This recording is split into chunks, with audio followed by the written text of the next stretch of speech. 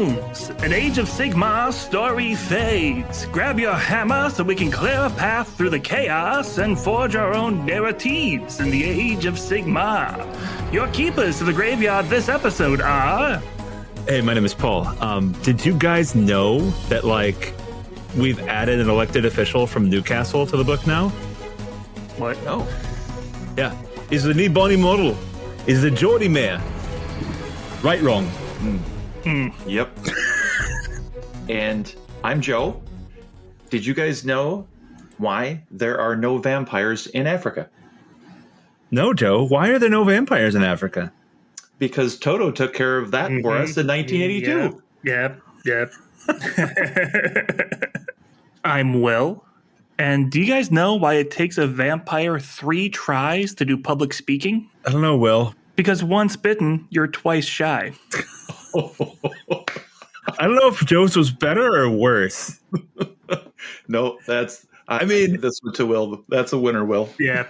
Oh, that was some 3 terrible puns this week. No supervision. Dad's not here, so. This is all Aaron's fault. I blame you, Aaron. Yeah. Look what happens. We haven't even started yet, and look what's going on. Oh my goodness. They go, Aaron's not here. Should I do it in a normal voice, or should I do a Laszlo Cravensworth accent? Yeah, I think you'd made that decision super quick. Oh, immediately. Speaking of, in this episode, we cover the lore of the Soulblight Gravelords Battletome. Get ready to hear a whole lot of rattling bones, villainous cackling, and miserable piles of secrets. And then, if we have time, we'll talk about those nasty vampires. How are you tonight, my lords of night? Yes, I read tonight with night, so there you go. That doesn't rhyme. That it's just going off the rails. We haven't even started yet. It's even going off the rails. But anyway. I have to say, you've nailed the voice because that is spot on. Well, I'm glad you can appreciate that because I'm as confused as you guys were about my pun earlier. So I'm just going to put that out there. There you go. Will wins again. Boom. What am I? Chopped liver? Gotta watch what we do in the shadows. So how are you guys doing? What's going on? Doing all right. It's a beautiful starting to be spring here. Yes. So it's that beautiful temperature where I need to scrape frost off of my windshield in the morning and then die of sweat in the afternoon when I leave work. Are you sure that's not just the sun and it's the whole vampire thing where you're just way too involved and it might be garlic involved too? I don't know. No, that can't be related. I had to cut back on garlic. I don't know why, but it's been doing something weird every time I eat it. Allergies or something, I guess. Fair. Yeah, well, it's been a little bit since we met, since it's been a little bit since the Gloomspite Battletome. What have you guys been working on in the hobby? Actual hobby or maybe other events that have gone on recently? We all just went to Adepticon and ran a whole bunch of stuff and had a whole bunch of fun. I've been painting up more little Harkiron characters for my Harkiron army. So that's been a lot of fun. Assembling Scaventide because, there was a lot of Scaventide around and I got a hold of a few of them. So... But probably my favorite thing is that my son actually came to Adepticon for the first time this year, played in the Youngbloods event, and he won a medal, the little jerk. I told him it took me 5 years to win a medal. He won a medal first time. He got best sports in the Youngbloods. So, and that's the best medal to get, too. Exactly. To get. Mm-hmm. I was like, it was probably my proudest moment was I had nothing to do with it. My son just played well, lost 3 games and had a great time doing it. And I'm like, okay, everything else is going to be not as everything else is great. Don't get me wrong. There was a lot of really cool stuff, but still that's a pretty cool moment. So that is really nice. That is really cool. Yeah. Yeah. And so I stole it and I have it for my background now for streaming. There it is. There's the Paul we know. Right. Exactly. Scratched out your son's name. I did ask permission first, but he's never getting it back. Yeah, he insisted that they only put the last name on it. Right. I'm the best sports in Youngbloods. That takes a lot of skill when you're over 40 years old. I tell you what.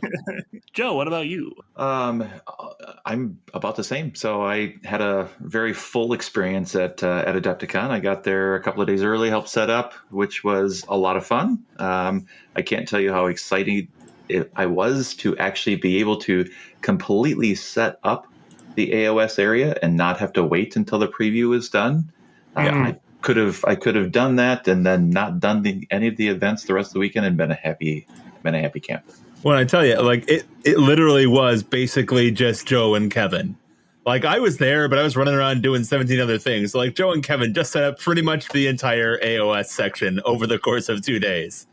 And then everybody else showed up and like, what do we do now? And they're like, Joe already finished everything. Sorry. So, fun story from the event. So Tuesday, the Tuesday that we went was actually my birthday, and we went out to dinner that night, and then had drinks afterwards, and then went back because Paul loves to make drinks for everybody. So we went back to his hotel, and then we ran into a couple people that Paul knew from back here in Madison, and we talked to them for a little bit, and then Paul ditched me. Yep. Paul just ditched me with those two people for 45 minutes and went off and did his own thing, and I got to stand and talk to two very lovely people for 45 minutes that I had just met like 5 minutes prior. It was a lot of fun. I give Paul I've been giving Paul a hard time about ditching me with people that I didn't know, but I had so much fun. Good. I'm glad. But after we got back, then I rolled into I took a couple of days off, obviously from the hobby, just to reset. But now I'm starting to build a lot more terrain in preparation for an event we've got coming up in a few months. Are you telling me that there's no rest for the wicked, Joe? Because that's what I'm hearing what you say. No rest for the wicked, Paul. Are you calling Joe wicked? Yeah. Wicked smart. Wicked smart. Hey. Wicked. I like them apples. Yeah. You will? How about you? Yeah. Likewise, went to Adepticon. We did the Gibbering Dome yet again. 2 days of narrative fun. Joe helped me out on that first day, and then abandoned me the second. But hey, you ditched somebody this whole time. You've been taking. Yeah, exactly. That's fair. You did learn from the best. Yeah. Mm-hmm. Yep. I also engaged in the most classic of Adepticon rituals, which is coming back to the hotel room so late that my roommate Paul was leaving the hotel room to go set up. So that was a fun night. Shout out to Josh and Bart and our new friend Tana. I mean, you say our. I've never met this person as far as I'm concerned. It might be some girlfriend from Canada that I'll never meet, so yeah. She actually is from Canada. So. Nailed it. Funny you mentioned that. As far as I understand, it was just Will sneaking in at like 5 o'clock in the morning, having to come up with some excuse as to what happened. You can ask Josh, but I don't think he will corroborate anything. So, smart man. And then after that, I mean, running the narrative was super awesome. Love doing it. Love doing it every year. Love seeing everyone come out. I'd say can't talk enough, but I will talk about it here. If you want to hear more, check out the upcoming Path to Story episode where we dive deep into it. Since then, I have also been assembling terrain for a event that is coming up, which I think is a good transition to our quick blurbs and adverts before we start the show proper. First thing is first. If you want to meet your favorite podcast network in person, you can come on down to Mortal Realms Con on September 13th and 14th in beautiful Madison, Wisconsin. Technically just outside of it in Stoughton, but it counts. We'll be running events for Warcry, Underworld, Spearhead, and Path to Glory. We're kind of doing the full Age of Sigmar gamut. Come on down. 2 days of a lot of fun, a lot of play, and probably the next episode we'll have tickets up, and we'll make that announcement as well. But start marking your calendars. Mortal Realms Con. It's in Madison. It's going to be a lot of fun. From there, you can find more episodes of this podcast and all our other shows at themortalrealms.com. You can email us your feedback at mortalrealms@gmail.com. You can find our Patreon at patreon.com/themortalrealms to support the show, get early releases of the story phase, and access to exclusive content like the Pocket Realms, which are short story phases hosted by Davy and Aaron. And if you can't or don't want to pitch in monetarily, then head on over to your podcast service of choice and give us a review, or just go ahead and tell a friend about the Mortal Realms. Before we go into the story phase, we of course have to thank Games Workshop for a review copy of this book so we can produce this content for you all. But now, Paul, take us to the beautiful phase. The story phase. In the story phase, we delve into the stories, characters, creatures, and environments of the 9 realms. There's 5 minutes left in the round, everybody. 5 minutes until dice down. If you went to Adepticon, you might recognize that voice. Amazing. But yeah, Soulblight vampires. Soulblight Gravelords, I guess should say. I just think of them as the vampires. We are here to talk about them. And I have to ask you guys, who are they? Specifically, literally. Give me your best one-sentence description of the faction. And I will say, the only rule for this segment has just been that Aaron is the one who doesn't have to do it. So even though he can't be here, I'll bite the bullet and do it as well. But I'm not going first. Paul, you are. All right. Let's go with dead but not dead. Canine lovers with teeth to die for and blood. And their minions. Can't forget the minions. And you can't forget the minions. Banana. At some point, I should plan for this, and yet I never do. Right. I knew it was coming, and now I'm going to sit here with my hands on my head going, so oh my gosh. That's some great radio for Joe to be sitting there with his hands in his head, isn't it? Just, right? The visual. It's the visual. All right. Let's see. Sadistic, immortal aristocrats with a penchant for intrigue and a wanton desire for gore. Yeah. I like it. I'm going with that. Pretty good. The sadistic cats. Sorry, couldn't help it. That's $1. Oh, okay, man, I'll be the judge of that. No, wait, no. All right, Will. Will, it's your turn. Sorry, I have to transition. I was doing Laszlo voice, and now I'm doing soul-blighted beasts of darkness. They are nothing more than the deep appetites of the soulless, and the skeletons are part of it. That's all I had. Yeah, Paul, I think we're getting hopelessly outclassed this episode. He's just winning left and right. Yeah, man, I'm just quoting Nosferatu. There are so many vampire references to pull that the problem is trying to figure out which ones you can't fit into this episode. I still have no idea what you guys are talking about, so, I'm glad you're having fun. Do you know what a vampire is, Paul? I should have asked this before the episode. I do know what a vampire is in the classic Western tradition. I've even read Dracula. That sounded nothing like Dracula. It sounded like some hipster version of Dracula who somehow also drinks health shakes with protein powder added to it, and yet still wears black leather coats and imagines that the whole world loves him. So you did see Nosferatu? No. Not. All right, yeah. So that is the basic summary. We have got our vampires and we have got our skeletons. With this new book, there has been a huge focus on the skeletons, as well as some new vampire models. So we're kind of go through kind of the history of the race. I guess I should say, this isn't our first Soulblight episode, so we're not really going to cover necessarily everything that is in this tome. We're going to focus mostly on the things that are new or exciting,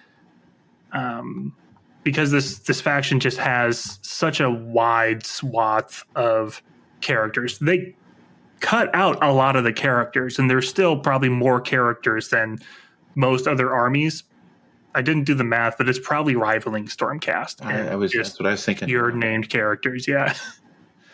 So it's kind of cool to see where they go, and we're going to talk about that a little bit. But first, kind of going through the history of this race, breaking it down in the Age of Myth. Are there any real stories that that are coming to mind, kind of explaining where they were in the Age of Myth, or kind of give me a summary of what they were doing in this period of time?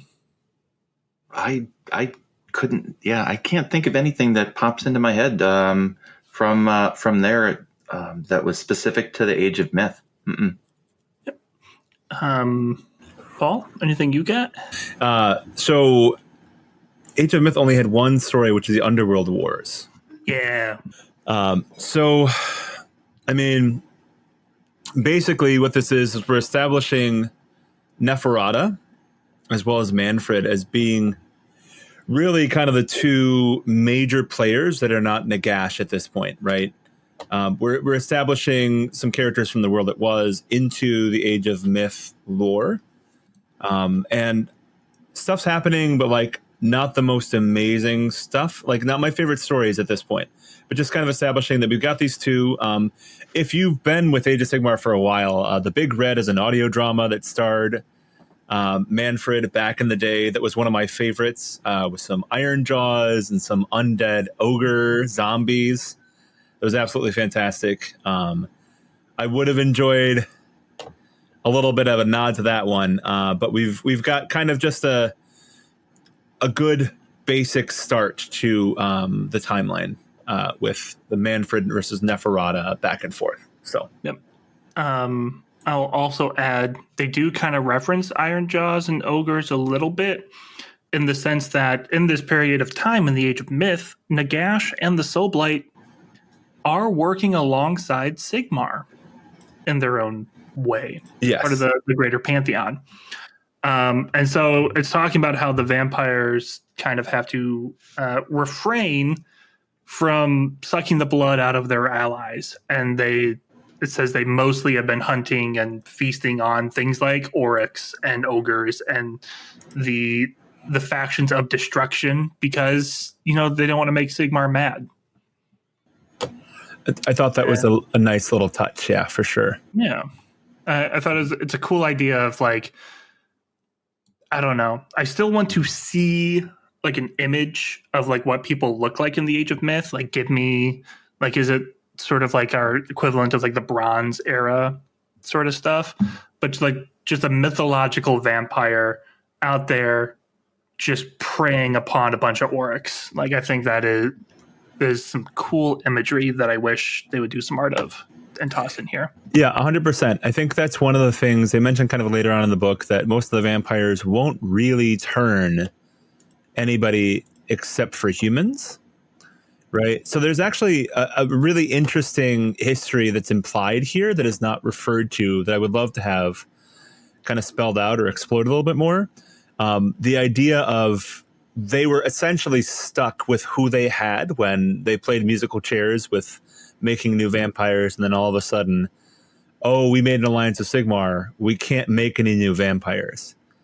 And so you essentially had this almost dwindling of, if you lost a vampire, you're just down for the count and you can't replace them. And the ones that were there weren't feeding on humans, so like it was a completely different experience. And there definitely have been little narratives of, oh yeah, well this feels weird, or like this blood doesn't really feel as strong. So there is a really interesting narrative thread that could be pulled there about these almost like elf-like dying dynasties attempting to survive in the Age of Myth, that I think is a well that is yet to be drawn from. That I would really enjoy hearing more little details and stories about that. I think that'd be cool. And also, there is a little bit about this is kind of when Nagash is going around and trying to like start subsuming the underworlds in the realm of Shyish. Mm-hmm. And there is a little bit about White Kings and how they are resisting. But in particular, they are resisting with humans and with the undead. And so some of them are dead and some of them are undead and alive mixed together. And I would love to see something exploring that. We did have a book way back in the day about a Mortarch called Tamra that was, I don't remember if it was Age of Sigmar or if it was Warhammer Fantasy Battle. I think it was Age of Sigmar, like years ago, where she was a Mortarch who was in charge of a tribe of live natives of Shyish that cooperated with White Kings and undead minions to form a cohesive battle force. And the dead were worshipped by the alive because they were all their ancestors. It was still the same family. But when your relative died, they were raised back into service in your army. And I still have yet to see that on the tabletop or like in the artwork. And I would love to see that explored. Those two ideas, the dwindling of the vampires and also the mixing of the human with the dead, seems like two things that would be really fun to explore at a later date. Yeah, I'm right there with you, especially with the, I don't know, that idea of White Kings who are like the ancestors of their living servants. It just hits so well. I don't know. I have a feeling it's in other settings. Like I think it may be in like a D&D offshoot or maybe in like one of the, 36 Pathfinder countries they have in Galarian. But it just feels right. Like I don't know how to describe it. Like I want it. I kept on saying when they had the coalitions in second edition that I wish there was an Ulfenkarn coalition where we had like the Ulfen Watch and the Mortal Soldiers, the something Volk. Like in the novel Cursed City, they were working together and it was super cool. And yeah, I want more. I will say, just to kind of circle back to something you said, Paul, about they really will only turn humans. No one asked this, but this is something I always see online all the time of like, oh, why is it only humans? And you answered it perfectly, but the book does also say that there are rumors. They will never confirm because they want to leave that gray space for everybody. But rumors of Dwarden vampires possibly, Elven vampires possibly, and this is the one that really threw me. Centaurroid. I don't know if I'm pronouncing. I know I'm not pronouncing that correctly. But the only Centaurroids that I am aware of that are still in existence are Kragnos and the Drogruk. So obviously that means the next Soulblight Battletome we're going to get the undead Kragnos people, and that's actually going to be the new death faction. So you might not have you might not have pronounced Centauroid correctly, but the Drogruk I think was like spot on. Yeah, I mean I took Drogukian in college, so how did you manage all the complex like feet gestures with only two legs? Help.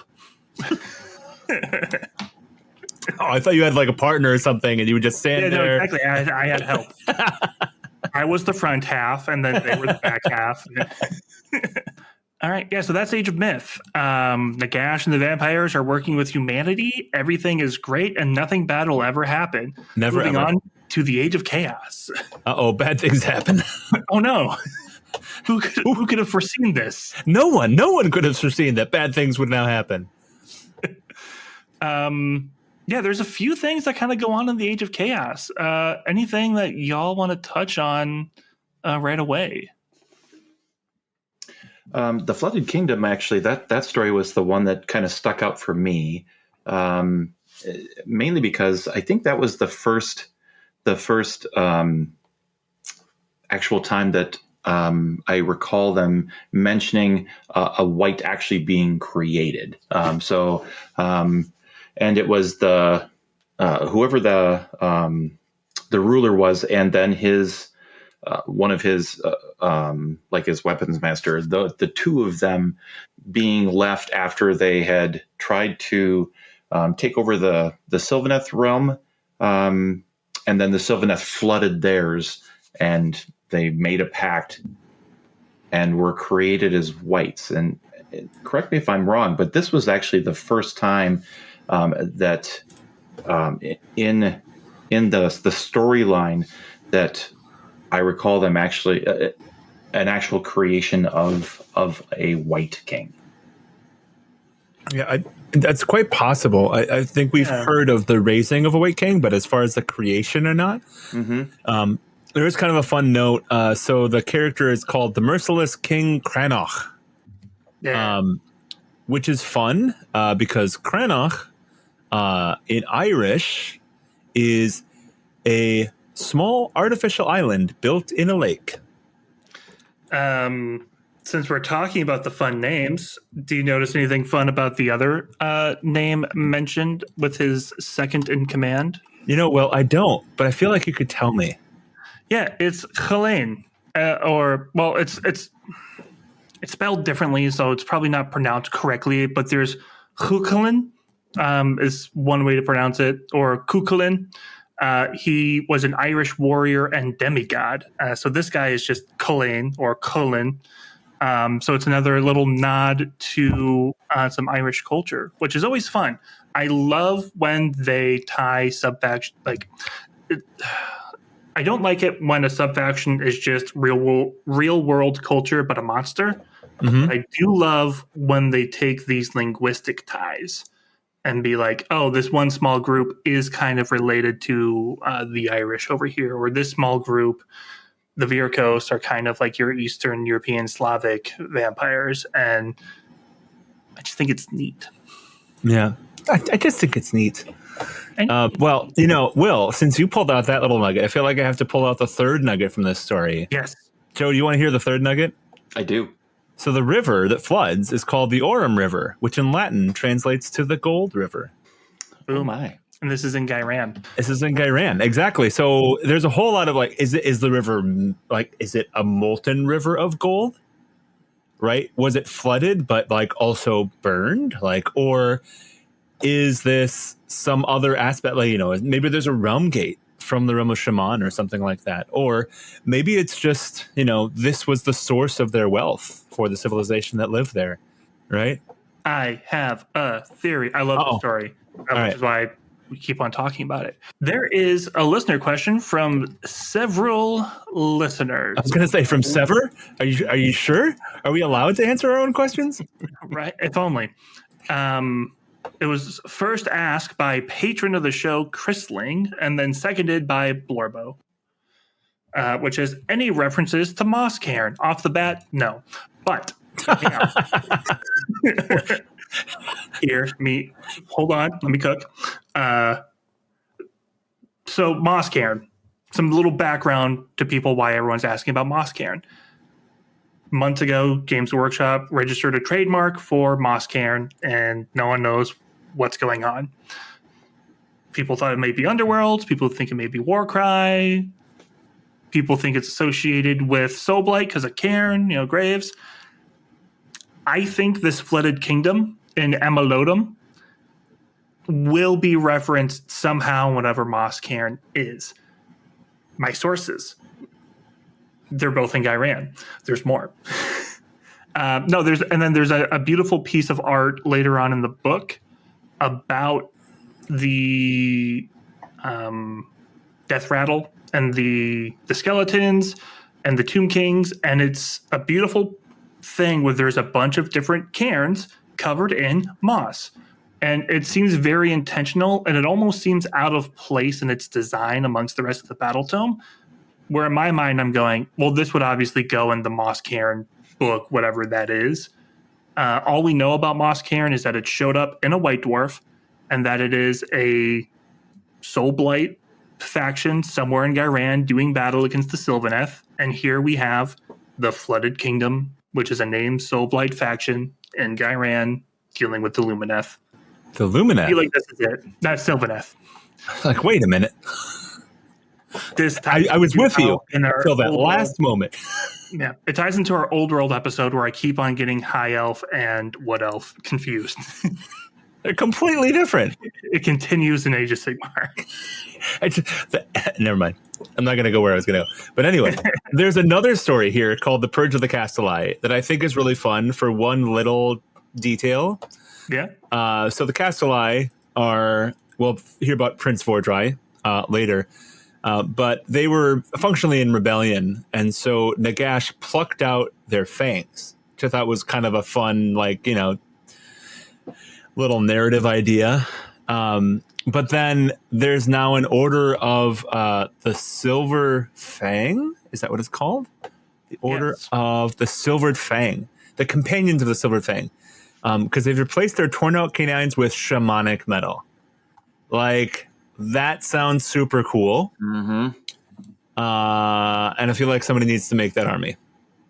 That's all. Yeah. And I just thought that was a super cool little thingy. So I agree. I guess we should mention, even though we're going to talk about Vordry more specifically, in the Age of Chaos is where he betrays Nagash. Why? Why would anybody do that? Why would anybody betray poor old Father Bones?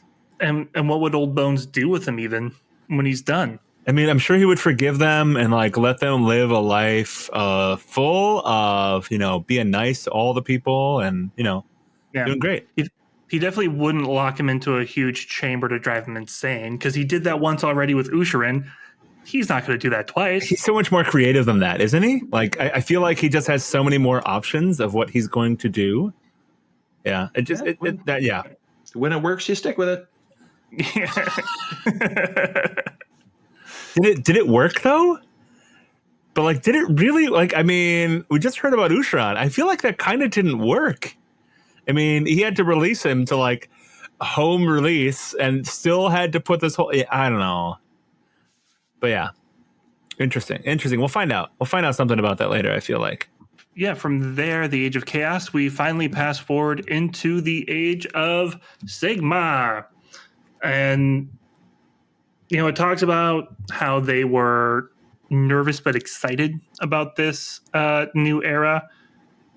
Nervous because, oh, great, the goody two-shoes are here. But excited because finally someone is standing up to chaos and they can finally roll out there and start dining on people a little bit more.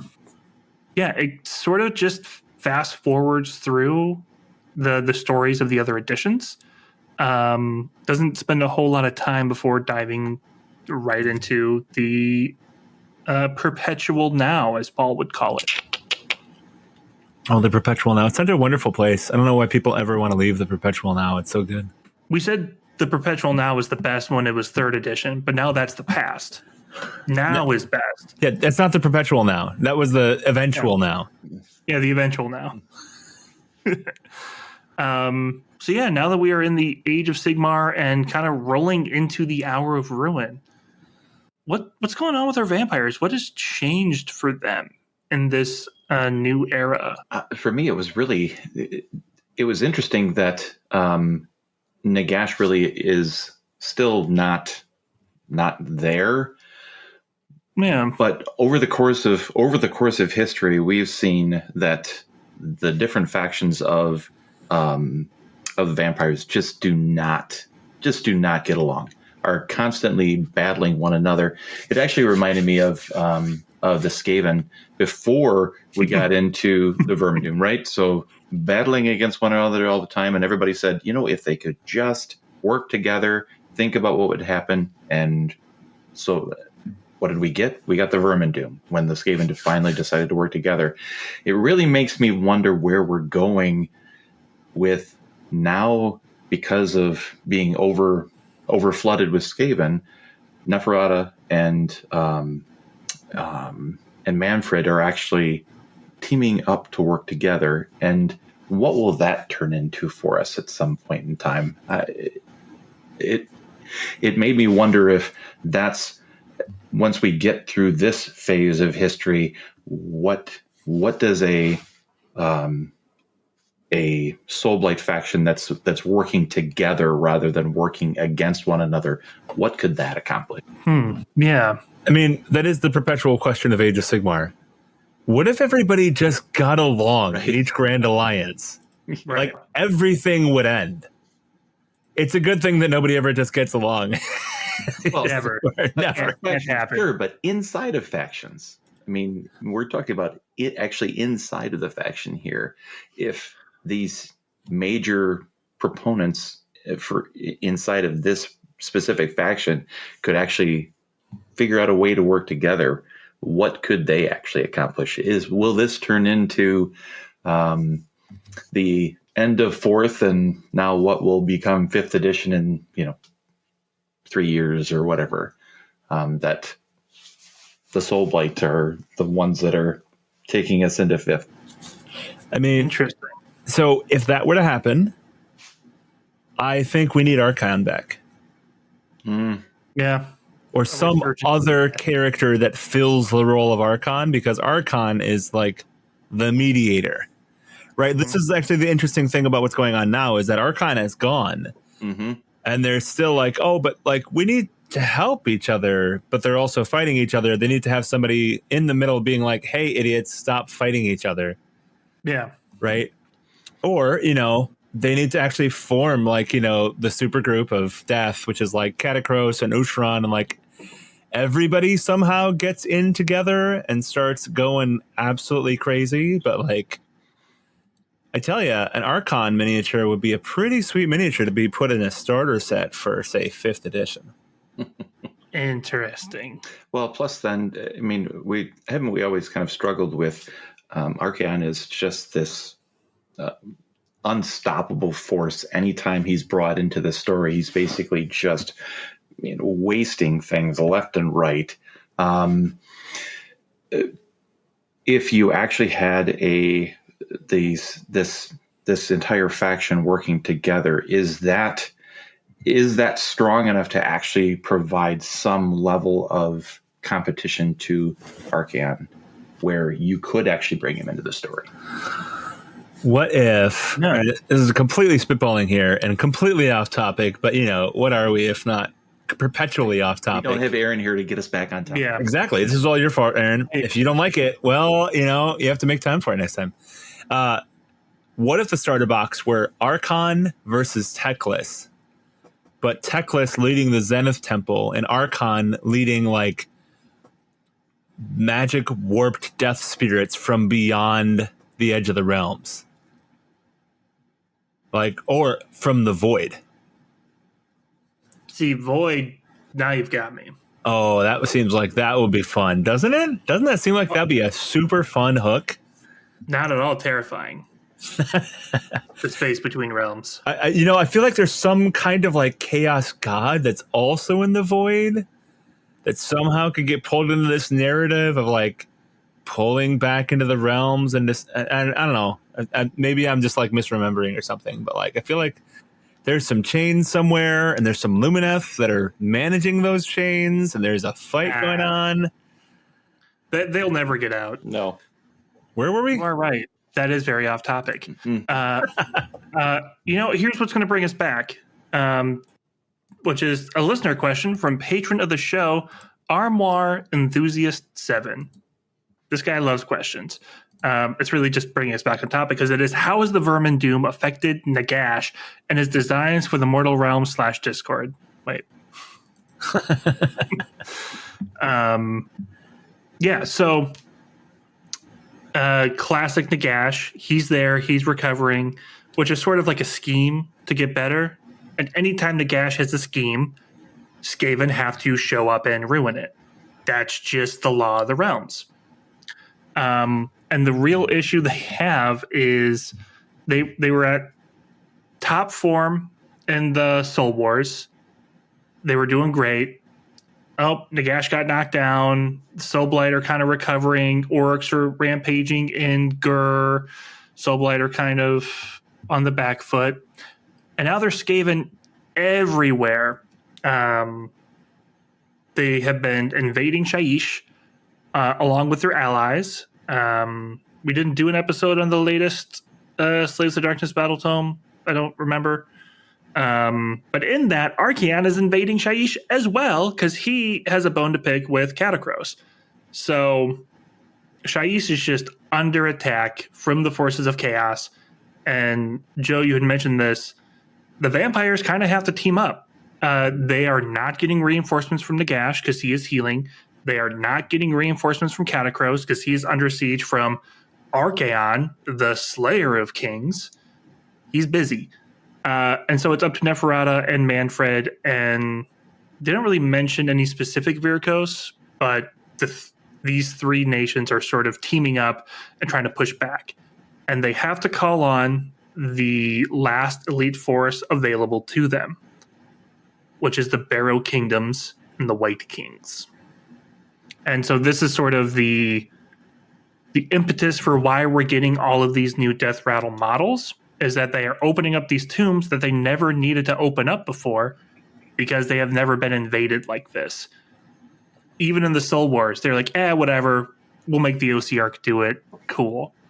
Nope, they are really pulling out literally every body in this realm, giving it a sword and marching it to the front lines to start just slaughtering chaos. It's pretty neat.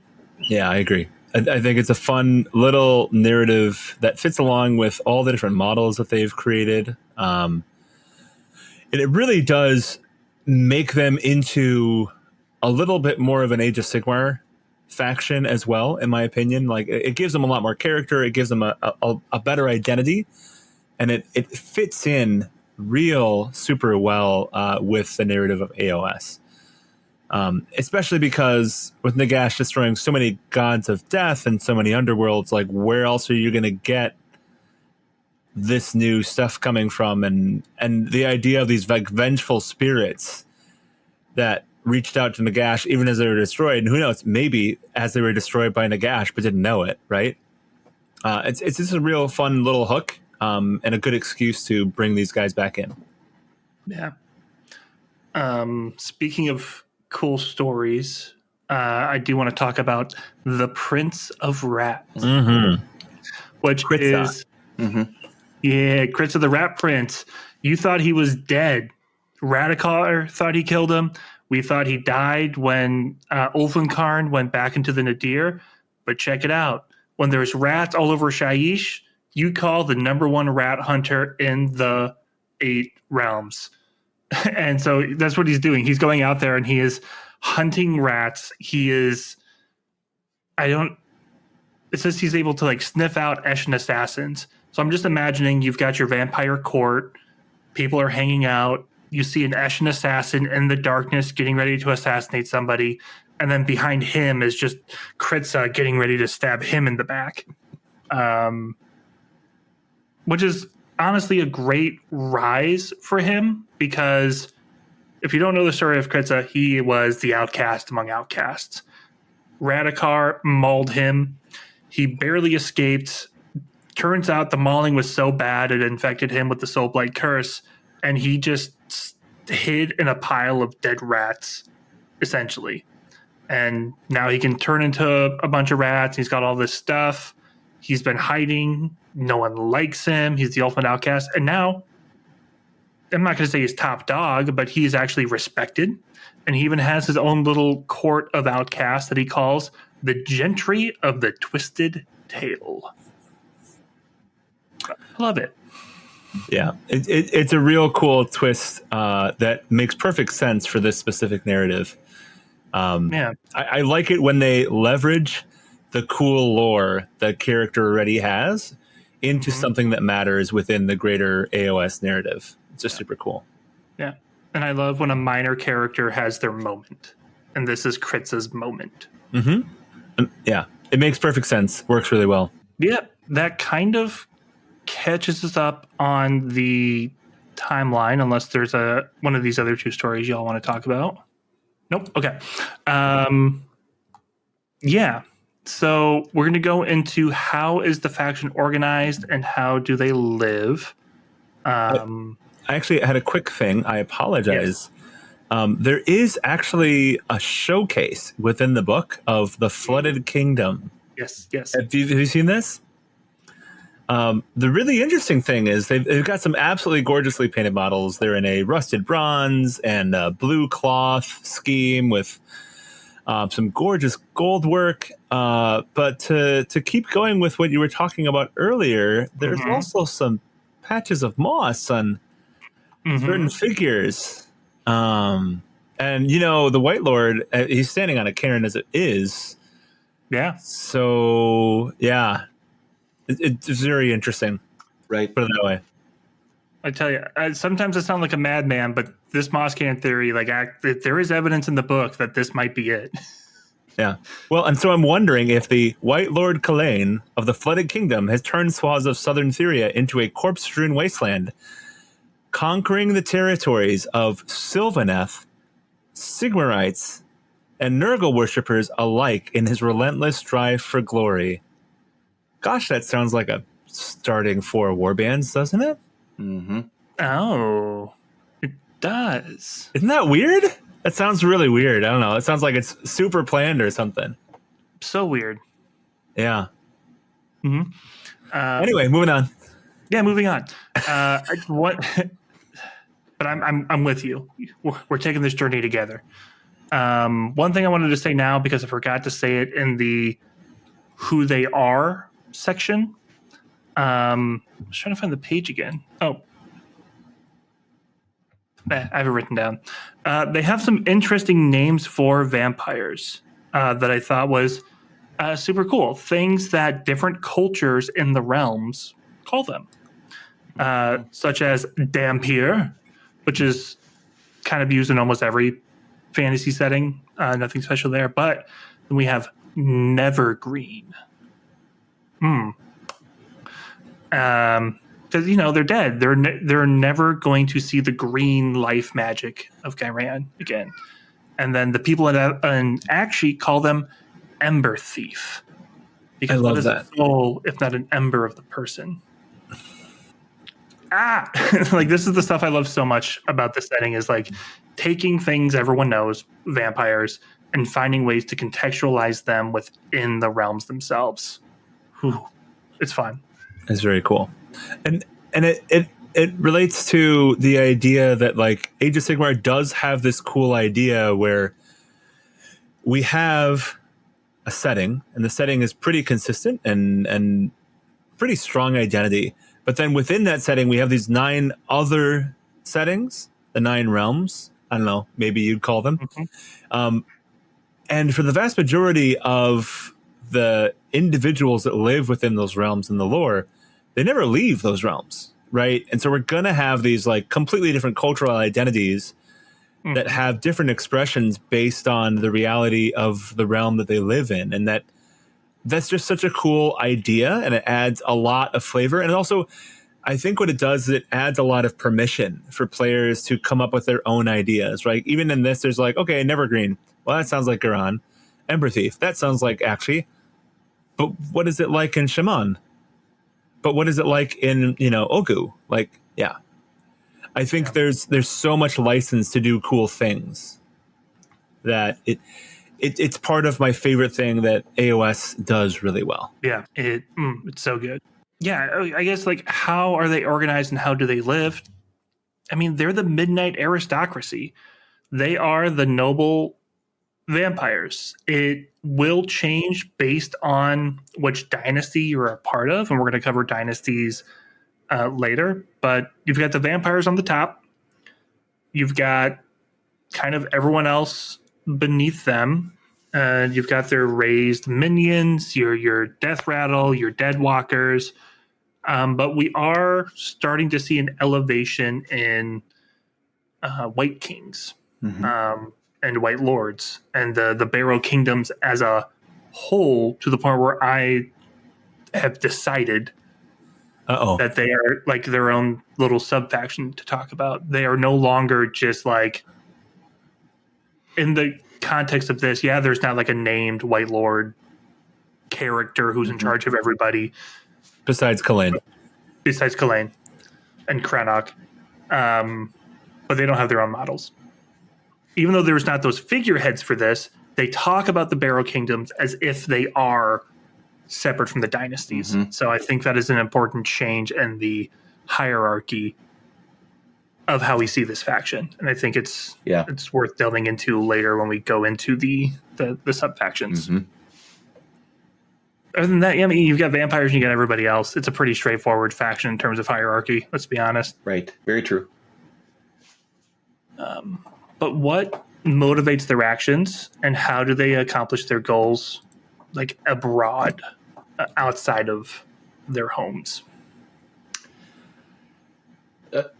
it seems like each one has their own methods, right? The how they choose to pursue their goals. So Neferata is very much I think you could take Neferata, pick her up and stick her in the middle of Game of Thrones, and she'd do just fine, because she's completely about intrigue and moving through those circles. She doesn't really seem to like direct confrontation. Not that she doesn't, she won't do it, but she'd much rather go the path of political intrigue. Whereas then you go over to Manfred, and Manfred's like, I just want to go out and I just want to attack everything, right? It's physical force. So it was interesting just because you had these different factions who basically, they're all vampires, but each one represents a very different approach to how they achieve their goals. And I think that was, for me, that was the differentiation that they tried and did a good job of accomplishing, so that there was some differentiation between each one of these not factions, but the names or houses within vampire society. Yeah, it was funny because someone, and when we dive into the factions, I'll answer the question, but the question was asked of, are they differentiated enough? And my memory of the previous Battletome was like, honestly, you've got the cool ones, and then you've got the two old world ones that are kind of similar. But in reading this book, I noticed that they did change things up with Manfred and Neferata, because in previous iterations, Manfred was much more of a schemer, much more of a manipulator himself. Mm-hmm. But him and Neferata both were kind of doing that intrigue. He was more sabotage, she was more political intrigue, but they both kind of filled a similar niche. And maybe Manfred has grown emotionally, maybe he's matured, and now he's just a cunning strategist and warlord. But that's sort of that path that he has taken. Mm-hmm. And so maybe they took the notes from past Battletomes and are starting to put that effort into dividing them a little bit more, which is super neat to see. But hey, you know what? I'm gonna skip ahead and just go into that. So let's talk about these dynasties. What does make them different? How do they operate? Because it's hard. We can't talk about Soulblight without talking about these dynasties. Which brings us to a question from patron of the show, Chrisling. Do you feel the different vampiric dynasties have enough differentiation? Mm-hmm. Differentiation. I can pronounce Droglug, but I can't pronounce. Not that time. That was wrong. That was wrong, Will. The second time was wrong. Blow past it. In lore, rules, and models / what are your favorites? Yes. They are, as far as I'm concerned at this point, they are exceptionally detailed and exceptionally individual.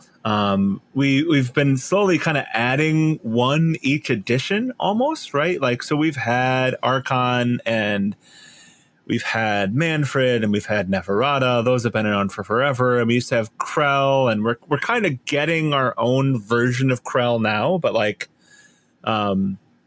we're having White Kings coming into ascendancy, but we don't have a character White King, which I actually think is really appropriate. I don't think you become a White King by cursing big things. I think you become a White King by cursing small things. Interesting. Right? So Krell is a really interesting character, but like, he only works as a chaos warrior who betrayed, right, like the chaos gods and is rescued by Nagash. At this point, that's kind of a trope, like essentially, and this is kind of a little bit meta, but like when you have something like Space Marines existing and you have all these different expressions of what it means to be a Space Marine, you want Stormcast to be something different. You want Chaos Warriors to be something different. And then one of the things that so far Age of Sigmar has done exceptionally well is allowed these different narrative ideas, these different tropes to exist independent of each other. The exception creates the reality, right? The only turncoat essentially that we've had is just Tornus and Torglug, but that makes him really interesting, right? And it also fits with the narrative of having hope. You have to have one character that was evil and becomes good to allow the setting to have that like kind of hopefulness. You have to have an example, an exemplar of what it means to be hopeful. And we've got Lagovai coming through. That was kind of a, like, I don't know, early on edition. The Night Haunt coming in, right? So we've got the Night Haunt character that I'm blanking on right now, Lady Olinder, right? And we've had an opportunity to take the Mortarks and to make them individuals, right? Lagovai is an individual. I don't know if she'd necessarily be labeled a Mortark, but like she's the head of a dynasty. Lady Olinder is a Mortark. Catacross is a Mortark, right? And we've got Neferata and we've got Manfred, and like Archon is cool. Don't get me wrong. I really do enjoy Archon, but like he kind of threads the needle between Manfred and Neferata. And I feel like removing him from the two allows the two to be more of who they are, but also allows them to be fuller characters because they don't have to share the space that Archon occupied before, if that makes sense. Yeah. Right? And I think that's a really cool place to be. Because when you're able to delineate what the Mortark is the Mortark of, Usharan being another great example, right? Yeah. You're allowed to really create these characters. I do genuinely feel that we're building up to the point where each Mortark is going to have their own super character for super detailed sculpt of their own to be able to like really flesh out, pun intended, what their meaning and their realm is within the mortal realms. But as far as the individual dynasties themselves, we've got the Virkos, we've got, you know, the Lagovai's dynasty, we've got the Barrow Kings. Like, we've got so many different identities at this point that are individual, unique. They all have great sculpts. They all have their own twists on what it means to be a vampire. We've got Prince Vordry coming in with the fourth, you know, big different dynasty. It makes for some really interesting design space and some really interesting army building because we took some of those interesting design cues and fleshed them out into massively compelling narratives, right? Like, Lagovai is always going to be interesting to me because you take the monster and embrace the monster, right? Yeah. And the really fascinating thing is that they're all independent. So, like, you know, if Neferata wanted to use somebody from the Virkos dynasty, she'd be welcome to, right? We have these intermingling, interlaced Mortarks, dynasties, etc., and it allows you to really develop a collection, but also it's like make a really cool narrative. And I think the more identifying marks that each dynasty has, the more compelling that narrative can be. Like, I just don't feel like we have names on a page that delineate something now. We have design cues and we have narrative that delineate something now, right? Yeah. It feels at this point to be a very fully fleshed out faction with specific goals, specific ways of achieving those goals. And unfortunately, that means that we've lost some of the things along the way that didn't neatly fit into anything and also didn't add to the narrative, right? But I find that super compelling to have things that are worth caring about in the Battletome. That was a long-winded rant, so I'm going to be quiet for a while so you guys can talk. Just a question for you guys. And so when I first looked at this faction, it really felt very, very top-heavy. Like I have all of these named characters. So most of them, I think actually most of the Mortarks This range has the most Mortarks, right? There's three. There's three in this one. Is it two? Just two. Just two. Okay, but we have all of these named characters, and then we just have, a bunch of skeletons and ghouls, and that's it. Yeah. This new release to me really, as Paul said, really fleshed it out, because now you've stuck in the Barrow Kingdoms kind of in the middle here. To use an analogy, this just felt like a faction that never really had a middle management level, right? That just didn't have something that stood on its own and had some strength to it. You had all of these elite vampires across the top, and then just a bunch of chaff across the bottom, and really not much other than that. This new, adding the Barrow Kingdoms to this really rounded this out, to make it so that you could actually tell a lot of different stories within this faction now, where I really didn't feel like I could do that before. Yeah, I agree. I will say, like, adding the Barrow Kingdoms lore wise has fleshed out that middle section a lot. Yep. Model wise, honestly, not much has actually changed in like War Scrolls. Model wise, it's amazing, but rules wise, it's not much has changed. True. I do wish that we will start to see just like a mid-tier unit or two per dynasty. Mm-hmm.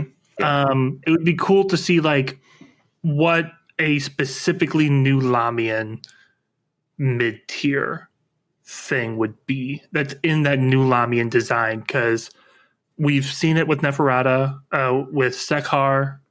At the end of the last edition, we expanded on that new Lamian aesthetic. And then with the new Kato's new band, he's got a Mortis priest that has that new Lamian design. Yeah. So they have really established that aesthetic for that. Now give me the middle unit. It talks about how Neferata and the new Lamians have like the largest mortal contingent of all the dynasties. Give me the Neferatan zealot elite warriors that are mortal. Give me Manfred's weird plague zombies that he's been raising to send against other places. Give me something with the Virkos. Give me, take the Virkos Bloodborne and just give me like a snarling pack of 5 half-wolf vampire unit. I would love to see that. It doesn't need to be much, but I would like to see just a little bit more of like those aesthetics presented in a unit that's not a named hero. Right. That's a great point. I think we're to Chrisling's question here. I think we're really close. Adding those pieces that you've talked about really now just, I think, completes that picture for us, right? Yep. Yeah. Exactly. Yeah. Like that's all that is missing in my eyes. Also, I'll say there's so many like vampiric references out there in the world. And like I mentioned Nosferatu, the new movie with Bill Skarsgård. And that dude's got the same exact look and haircut as Radukar. So obviously that's where that's going. And then, I don't know, you've got Neferata, who's the more noble. That's your more, what we do in the Shadow Vampire. We've got all the weird different, you've got Castelli, who in their armor is just Gary Oldman from Bram Stoker's Dracula, and that weird red muscle armor that they use for Blood Angels now. I like that we're getting these hints to like popular vampire culture, where you see like, oh, this movie does vampires differently to how this movie does vampires. And I just think Mark's like, we're doing all of it. They're different dynasties. We're representing as much as we can. And even with 1, 2, 3, 4, 5, 6 undead subfactions, it's still not enough. Like there's so much vampire stuff out there. I love it. Yeah, I think this faction has the most intersection of trope with narrative because it is such an explored area. Like vampires, everybody knows vampires, right? And it has the possibility of being tropey. And I think they've managed to not go full trope, if that makes sense. There are obviously a lot of details, a lot of design ideas that are, taken from this or taken from that. But it doesn't feel like it's taken whole heart. I feel like there's still a lot of like AOS design that has been added to these characters. Yeah. In particular, I feel like the new Barrow Kingdoms feel like a massive nod back to the old world skeletons of what they wish they could have done back in the day. Yeah. Like, especially if you look at the old like 4th, 5th edition white plastic, it feels like this is what they wish they could have done. A lot of the artwork is very, very similar to the sculpts that we have now. So I really enjoy that. Yeah, agreed. And then the second question that Chris Link had asked was, which is your favorite? Pick one, and tell me why. For me, it's Lockavai is my favorite out of this, and I think for me. There's a couple of things that kind of pull that. One, I love the model.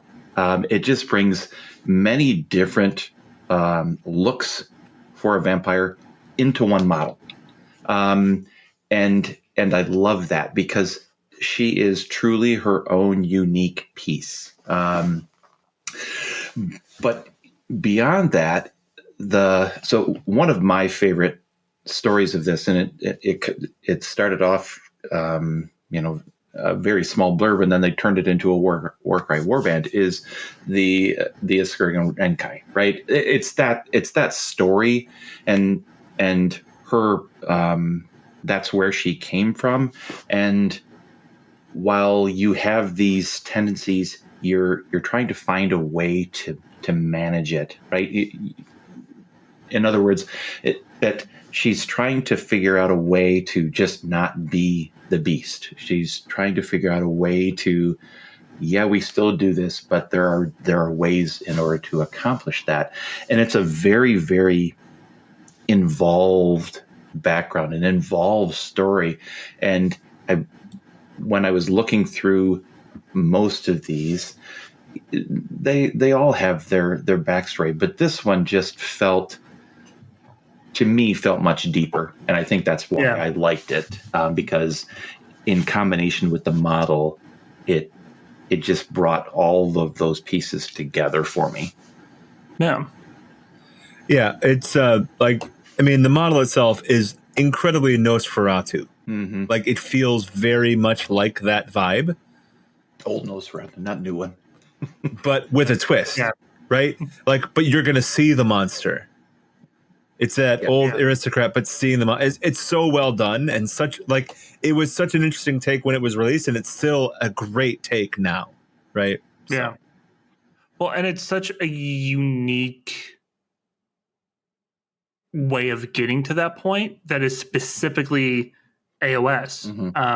A little reminder, like, she was battling someone at the edge of the realm and fell into a pool of pure magical essence. Mm-hmm. Like, that's so good. Mm-hmm. And it's not something you see normally. Normally, you got your deals with the devils, your forbidden magics, your weird experiments. The creation of a vampire is always so different. And don't get me wrong, she was already a vampire at this point. But taking that and twisting it with this AOS specific idea makes her, like, one of the most AOS vampires out there. Yeah. Plus, she's the only one. Well, she's not the only one. Obviously, Radikar doesn't have a mount either. But the other three, Ordrai and Neferata and Manfred, all come on. Right. All their models are all on a mount. And she is not. And there's just something about that to me that speaks to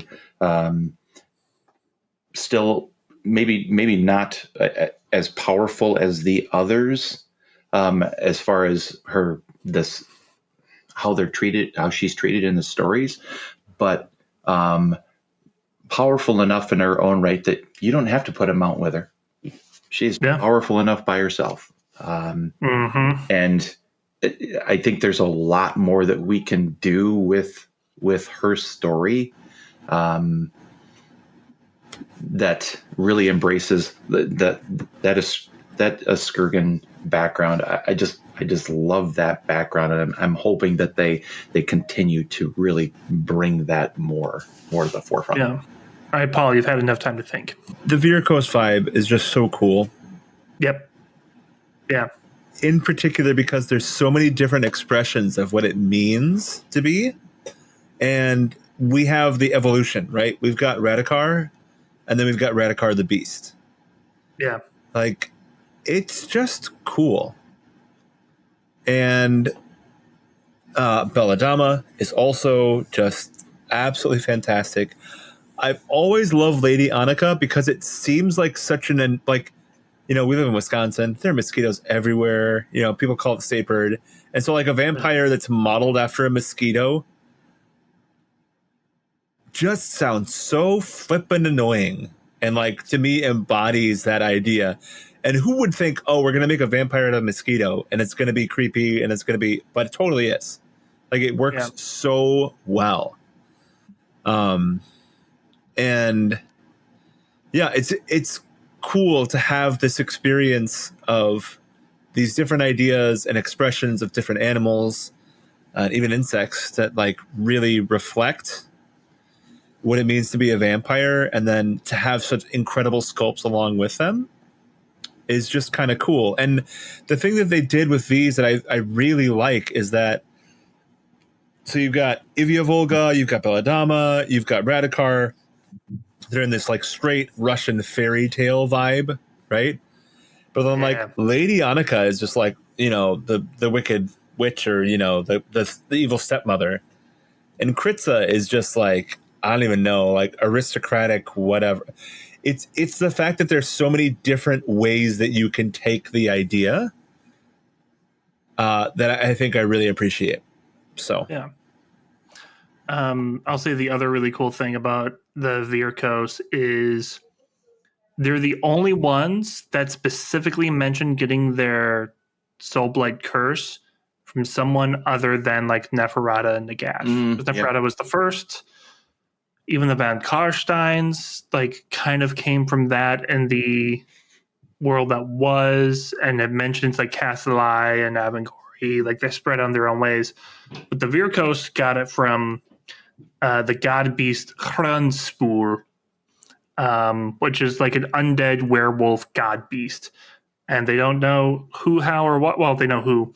They don't know how or why Belladama managed to get the Soulblight curse from Hranspoor, but she did. And so they are an entirely unique dynasty, separate from everybody else. And I think that's cool. Agreed. And then, I'll take Castellai.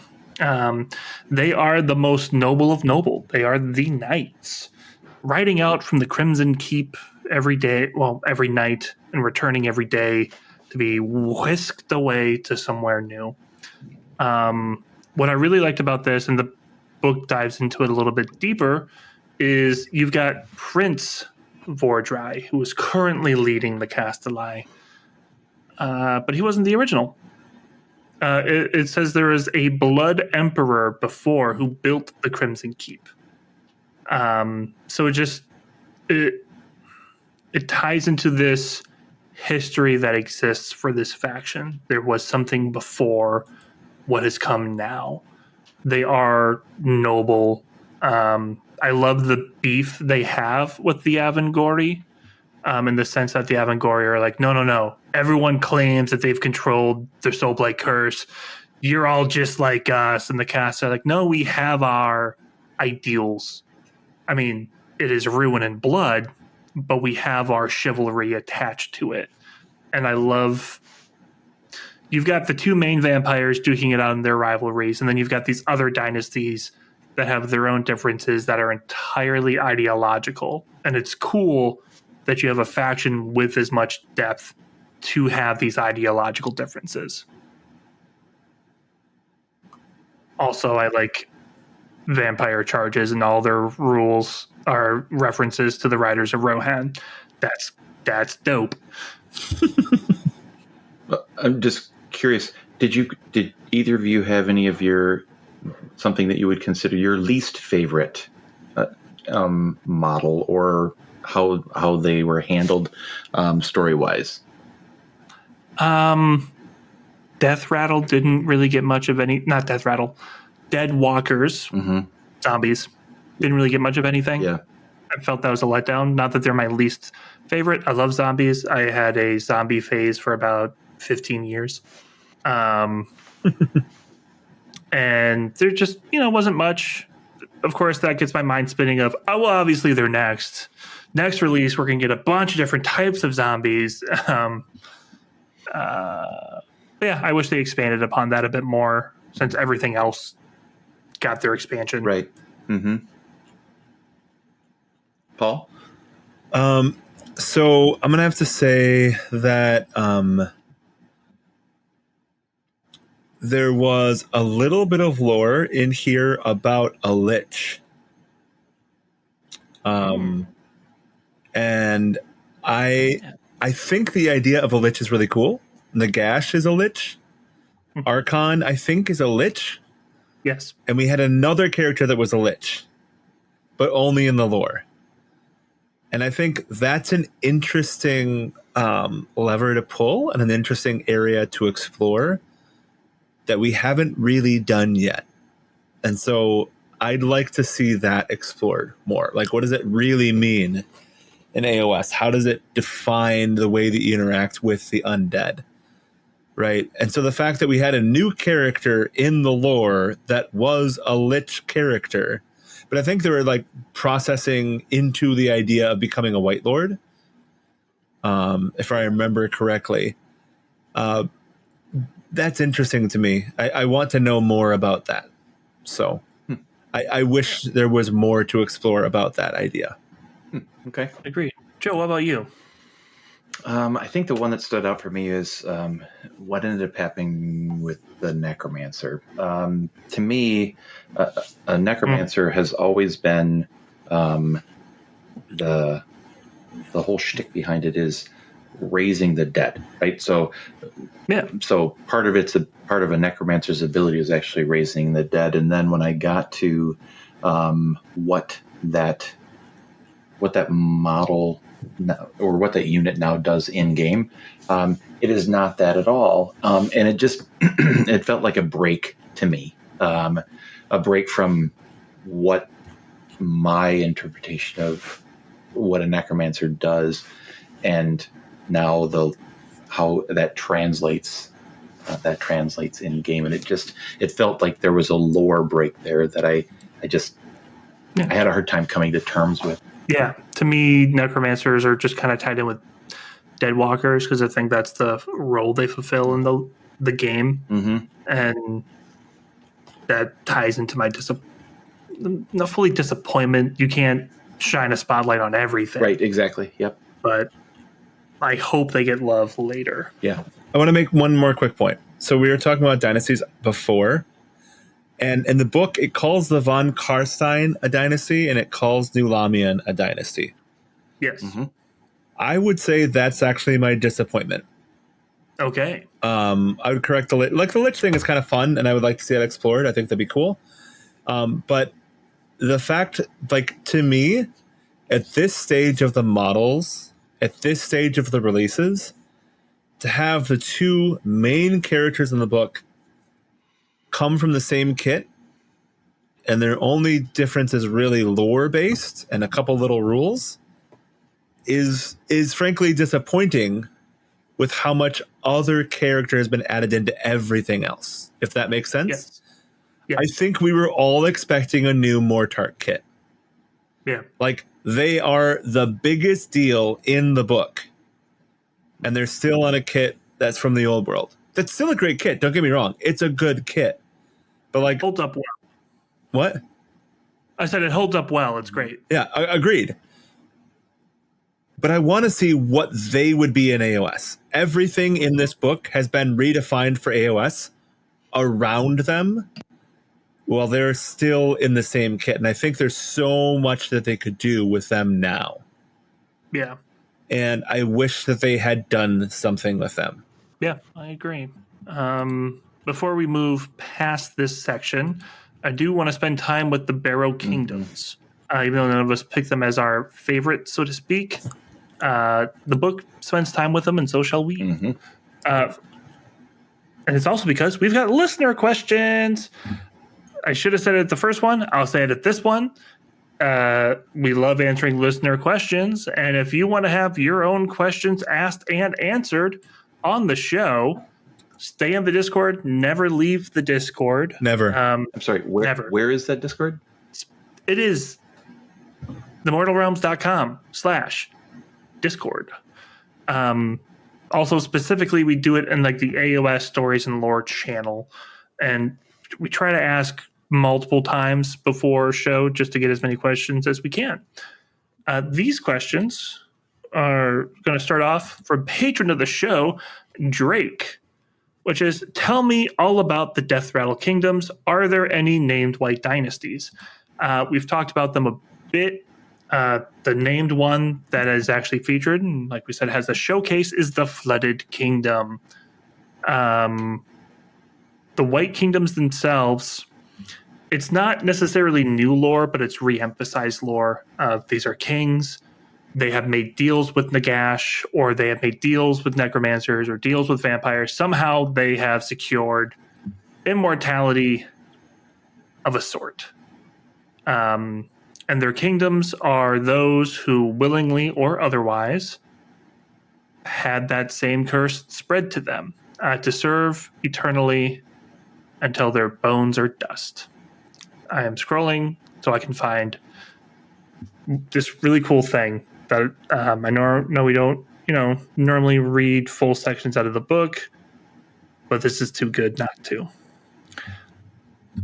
I'm going to zoom in so I can read it. And Will's in charge, so nobody can stop him. Like, me and Joe are just sitting here being like, Yep. I mean, I guess if he's decided this is appropriate. Yeah. Yep. We're saying it. Aaron's going to cut this whole section out if he's a coward. Okay. So the Spear Lords bowed their heads. King Ulrich lay stricken and soul scarred, a murderer's knife hilt deep in his chest. Wroth was the tyrant, for he knew his killers. Soft, amethyst princelings who ruled by the coin and not the sword. Thus did the dying king beseech his god and master. He called for strength and steel to avenge his death. He offered his soul for an eternity of war with all its tribute, to wear the conqueror's crown until the realms turned to ash, to weave anew a vengeful blade song in Nagash's name thereafter. Later, as the old man breathed his last and darkness swept away all but his everlasting hate, Old Bones was there to meet him and collect upon that promise. With his dying breath, he beseeched, and Nagash answered, and boy, was he probably not happy that someone was listening. And then, like 2 pages later, it talks about White King Ulrich, who obliterated the prince. Like, you love it. He got his vengeance. You see a character who was mortal, who made this pact, and now we see he is out there conquering the realms, raising the city of 10 towers. And now he's known as the Bane of Princedoms. That's character development. And it's cool.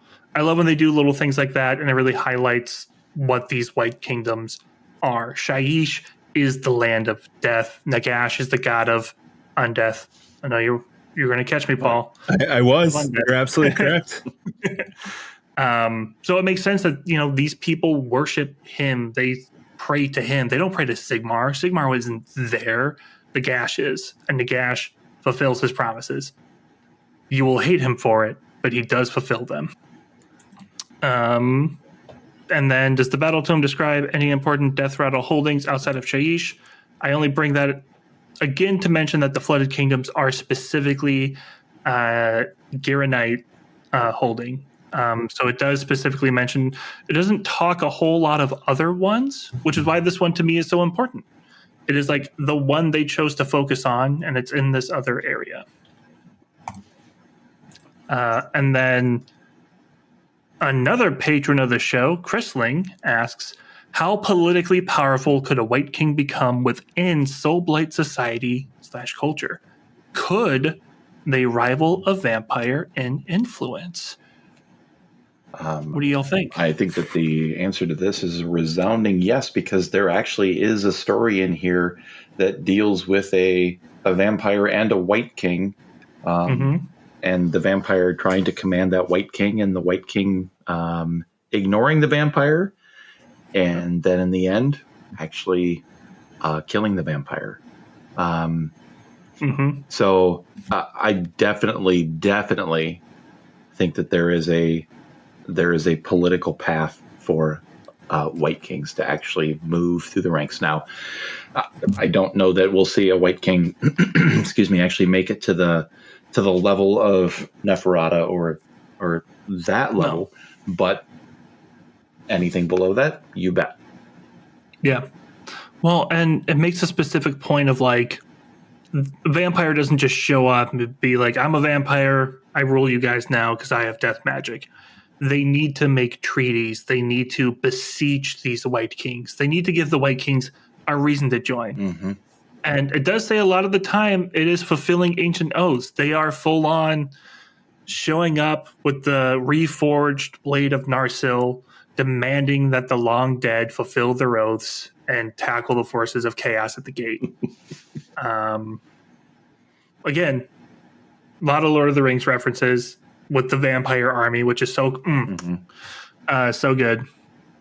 But yeah, it to me highlights the political importance of these White Kingdoms, because no one is more insufferably vain than a vampire or a Slaaneshi, and the fact that they have to humble themselves in front of a White King speaks volumes. Yes. You know, it makes me wonder if there was another god of death they could maybe swear allegiance to, because, you know, they're not vampires and they don't need to actually obey or be destroyed. I wonder if there would be more to this story. That would be so cool. I wish they talked about it. Wouldn't that be cool? Yeah, I feel like they should talk about it more. Yeah. You know, go to the question. Armor Enthusiast asks, anything about Morta? No. Nope. No, nothing at all. I swear. I know. We have done it several times already, but we try not to just put in a question that the answer is no. But some of these questions are like, oh, obviously they needed to talk about this, right? What did they say? And the answer is nothing. And I wanted to address those of like, yeah, we heard your question. We acknowledge it. I wish it was in the book, but it's not. Well, plus, you know, when Will said, hey, ask your questions, Will forgot that he was supposed to be saving them. So he answered like 4 of them right away. No. And I was like, hey, Will, hold up. Will. No, only 2. Check the tapes. Both of those were rules questions for Path to Story. I moved them over to the Path to Story. I never answered a lore question in the server. So, boom. For this exact reason. Yeah. Anything else y'all want to talk about the Death Rattle Kingdoms before we talk about New Plastic? New Plastic it is then. We had a lot of interesting, well, Aaron will be the judge of that, models coming out and units with new lore. Is there anyone that stuck out to you gentlemen? I mean, Prince Vordry feels like he sticks out. Yeah. Just a touch. Right? Just a little bit. I'm not saying I need to talk about him, but like if I'm going through it, like there's a lot, right? Yeah, so there is a lot. Yeah. Kick us off, Paul. All right. So essentially, I feel like what happened, and this is not what happened, I'm sure, but I feel like what happened is they were like, guys, people, we've got this sweet new model, right? It's just awesome. And you know, normally when they have like an army unit entry, they're like, all right, we got to get a picture of the model in here, right?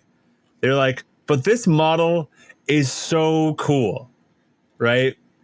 That we need to have this model in a battle, right? Like, so the top of the first page is against not Iridran, but the alternate build for that kit, right? So like, okay, we got to have a duel. All right, cool. You got your one picture. And then like, but also we need like detailed pictures because like this model is so cool. So, like they had it in like 4 different pictures. And like, have you seen how cool this model is, right? But you can't put 4 pictures on one page. That's a lot of pictures. So I guess we need to write 2 pages of lore to fill in all the lore about Prince Vordry. But also, like, it's a lot cooler because there's a lot more to actually talk about with this model. Yes. Mm-hmm. Like, this is what the more Tarks need to be, right? This is what makes me go, this was the most disappointing thing about this Battletome. And it's not actually the most disappointing thing, right?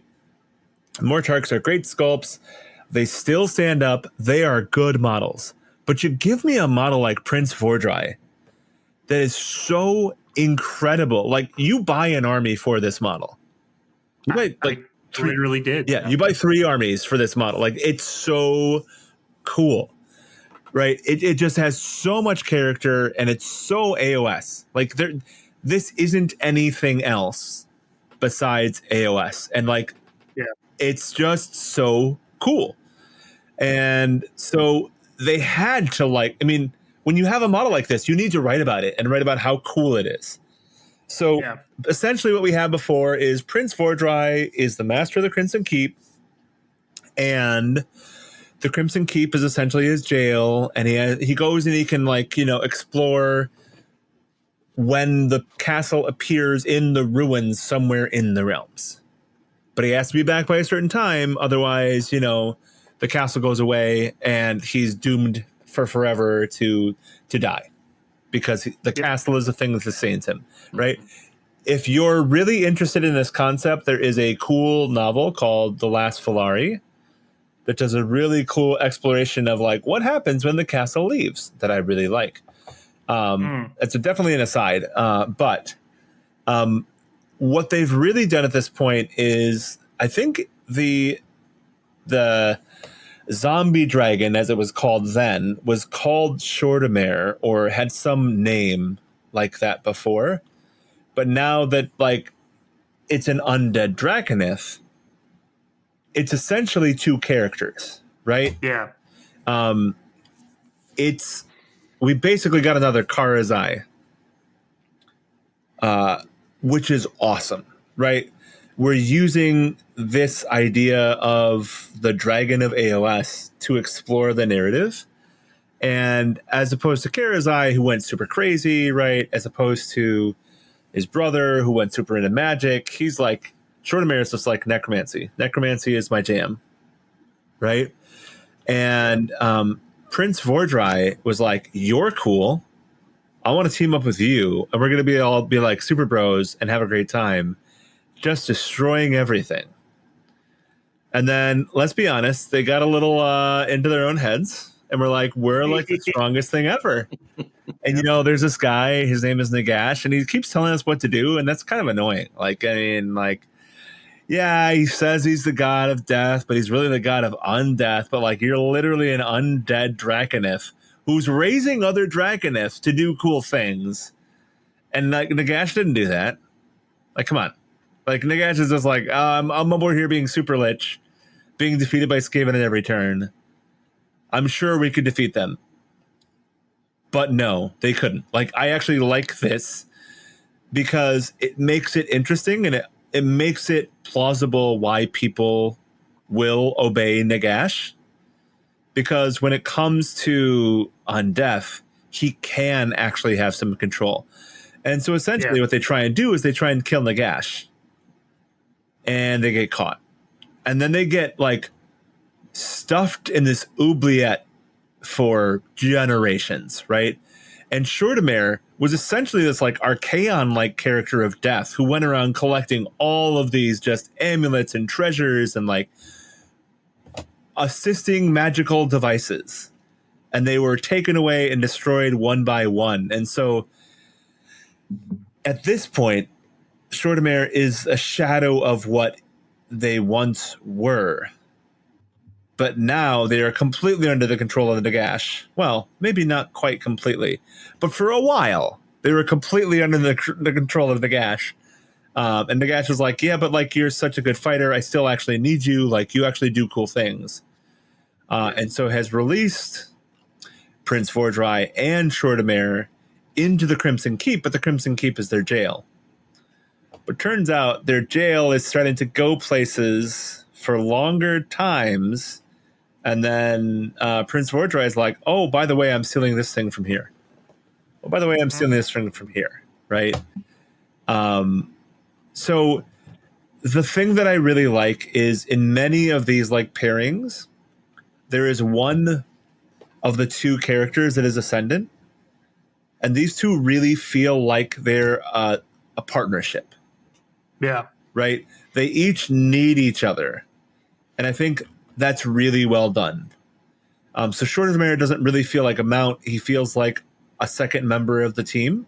But Prince Vordrai also feels necessary towards this partnership. So yeah, super cool, super into it. Yes, please. More like this. I wish he was a Mortark. Yes.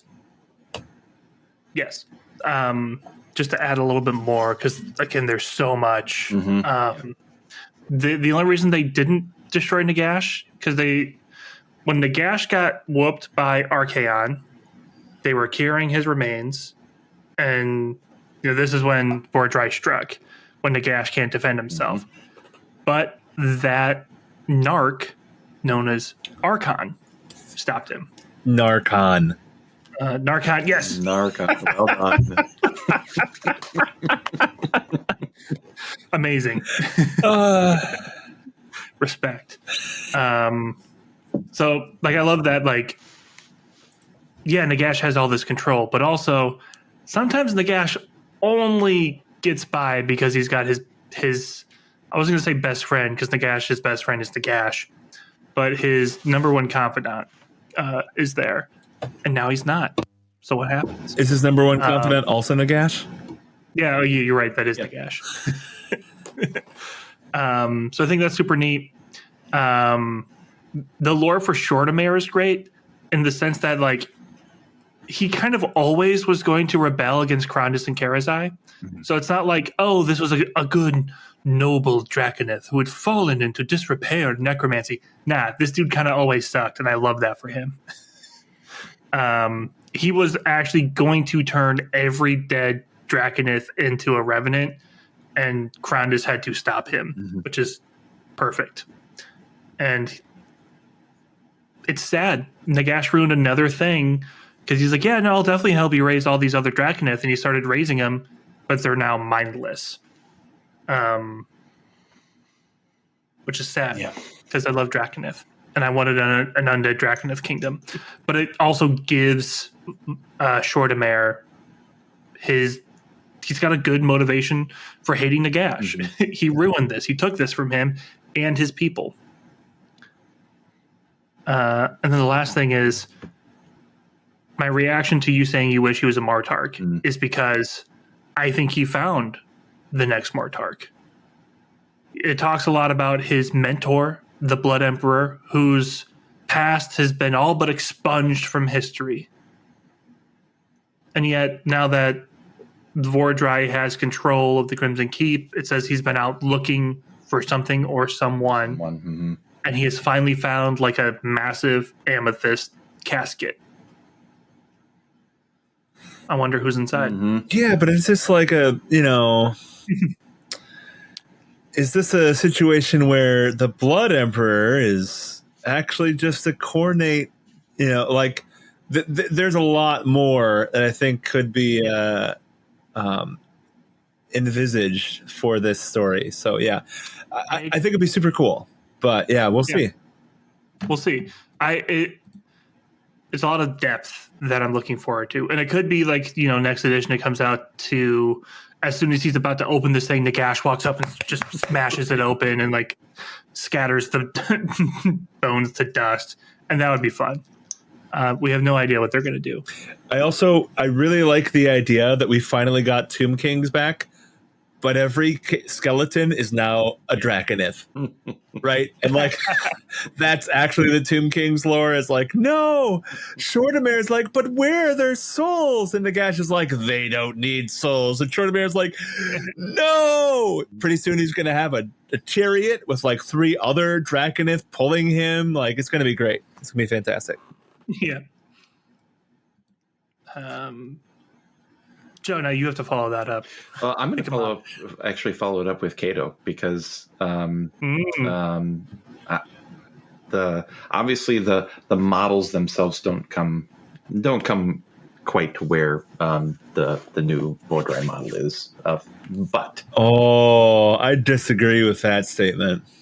Taken by itself, cool. Taking the 3 of them together, I like the 3 of them together, especially the Death Mage. There's just something about the Death Mage model that I really, really liked. But this is actually my first exposure to Kato's story. I haven't read any of there's a couple of books, I believe. Correct. And I have not read those books as of yet, until I get over to the Paul Wagner Black Library.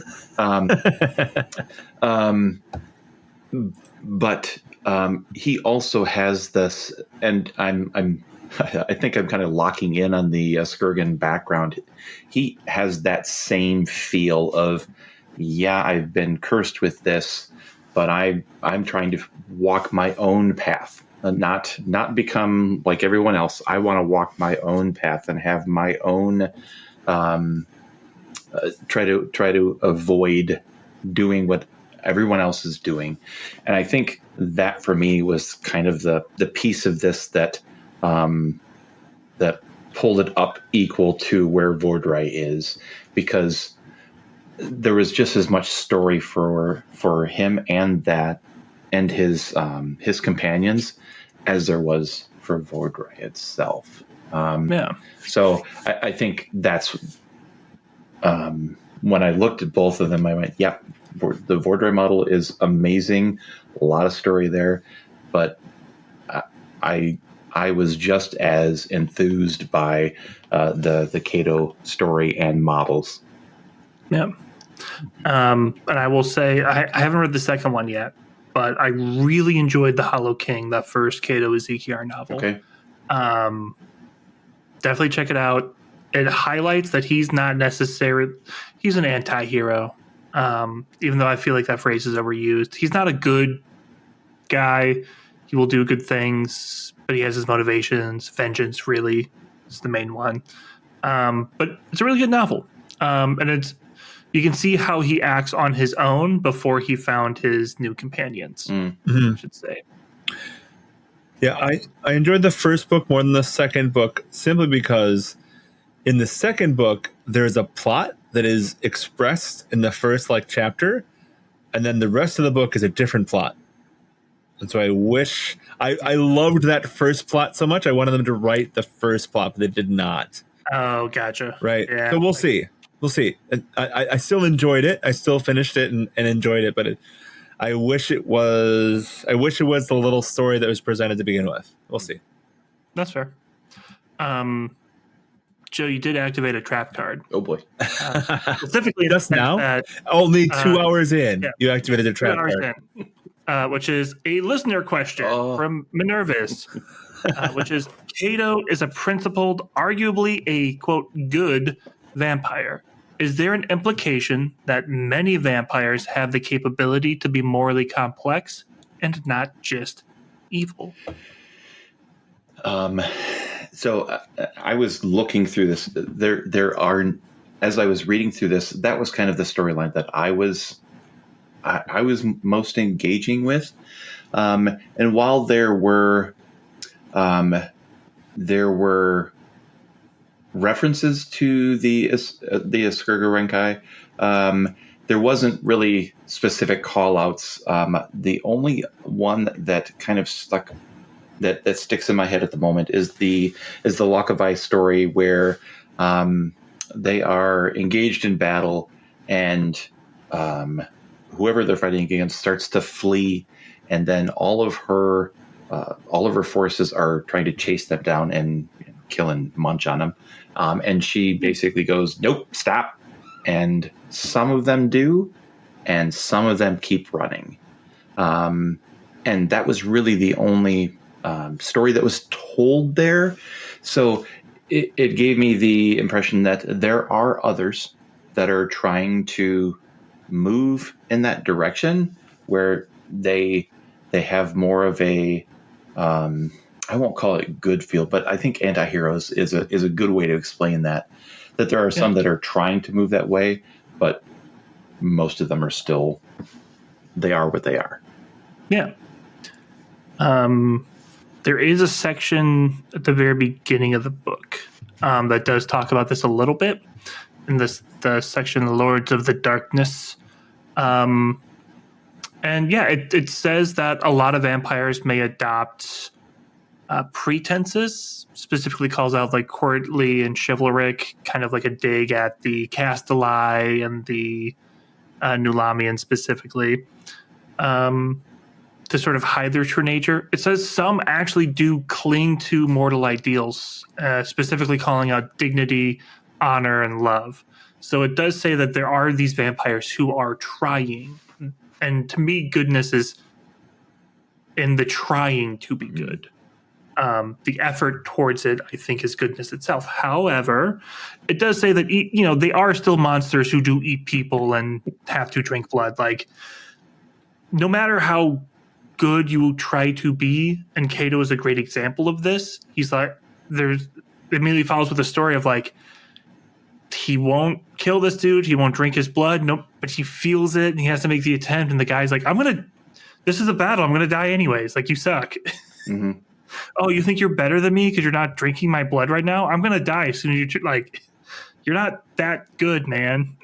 And I think it's like the truth of these vampires. They are monsters. Some may try to be good, and in that trying, I think, achieve a level of goodness, but you're not going to get a Tornus the Redeemed out of the vampires. Right. You're not going to get someone who is truly accomplished at being good. They're a vampire. Mm-hmm. Yeah. That'd be an aside, a tangent of what would a redeemed vampire look like? Oh. Dead.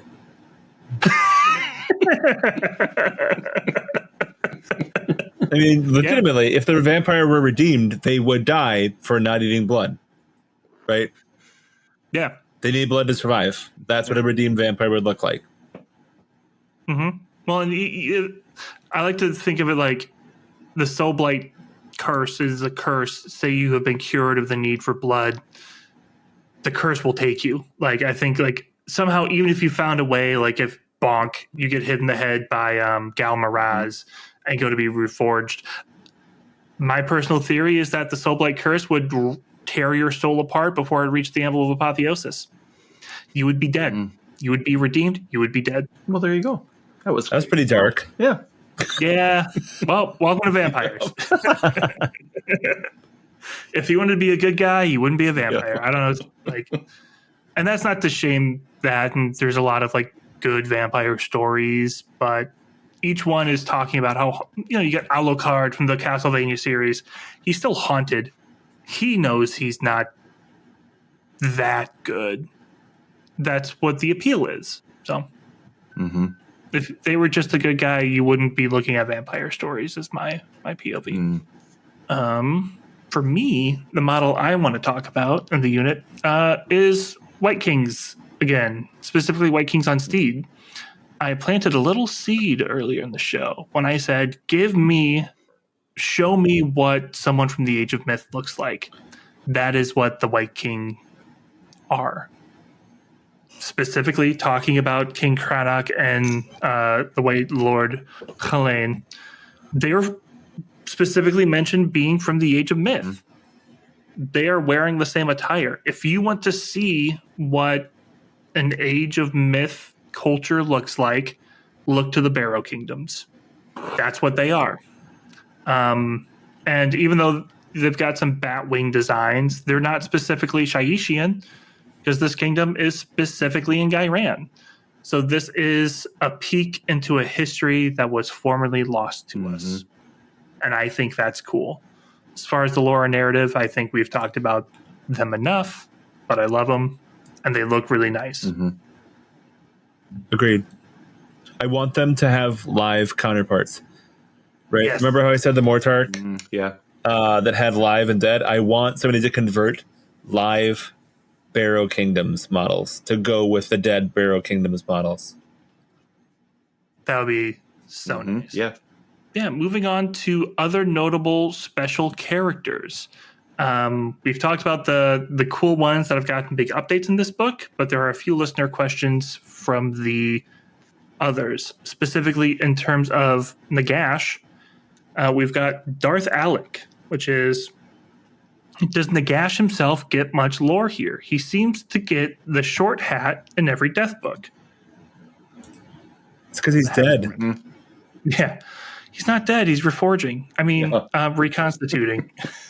I mean, he's becoming undead. No, wait.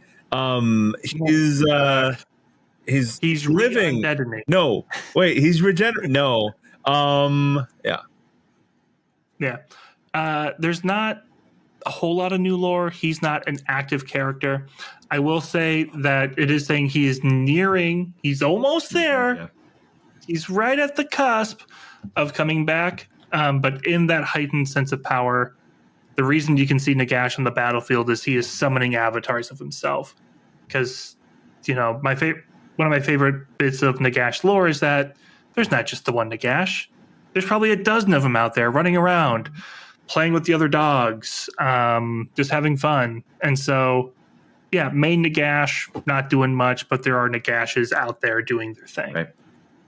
Well, and see, part of me also wonders, in the original Age of Sigmar lore, even like Neferata and Manfred and Archon are actually also part of Nagash. Because in the original Age of Sigmar lore, he would take this aspect of his personality and pair it with the memory of what Neferata was. And that became Neferata. Same thing for Manfred, same thing for Archon, right? Theoretically, same thing for Usharon.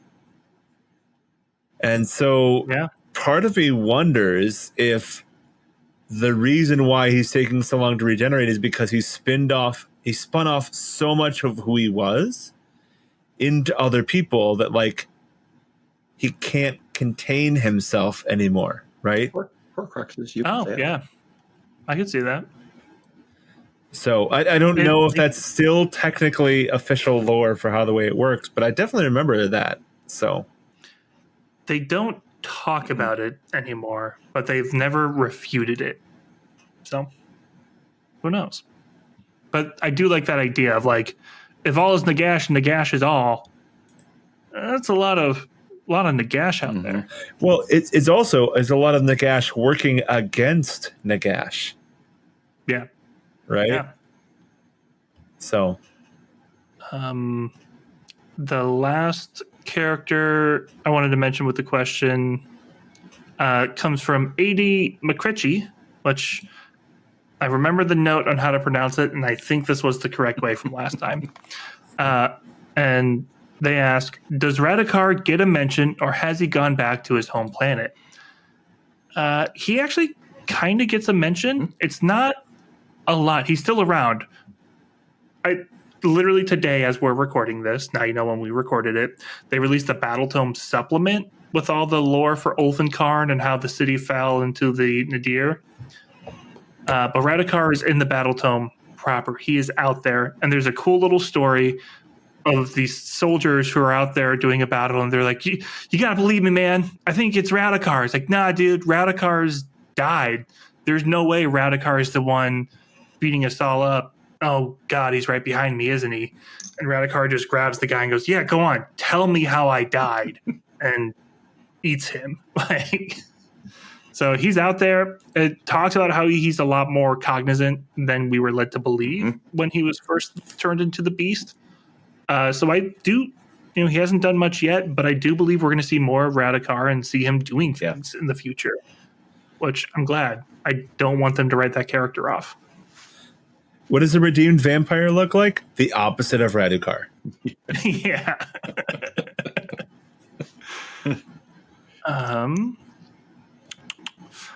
And then we finally come to the listener questions not covered above. And the ones not covered above at this point are kind of the goofy ones, which are my favorite. Yeah. Bringing it back to patron of the show, Armoire Enthusiast 7. If you were conscripted to be a lowly mook in an army of the undead, which model would represent you the best?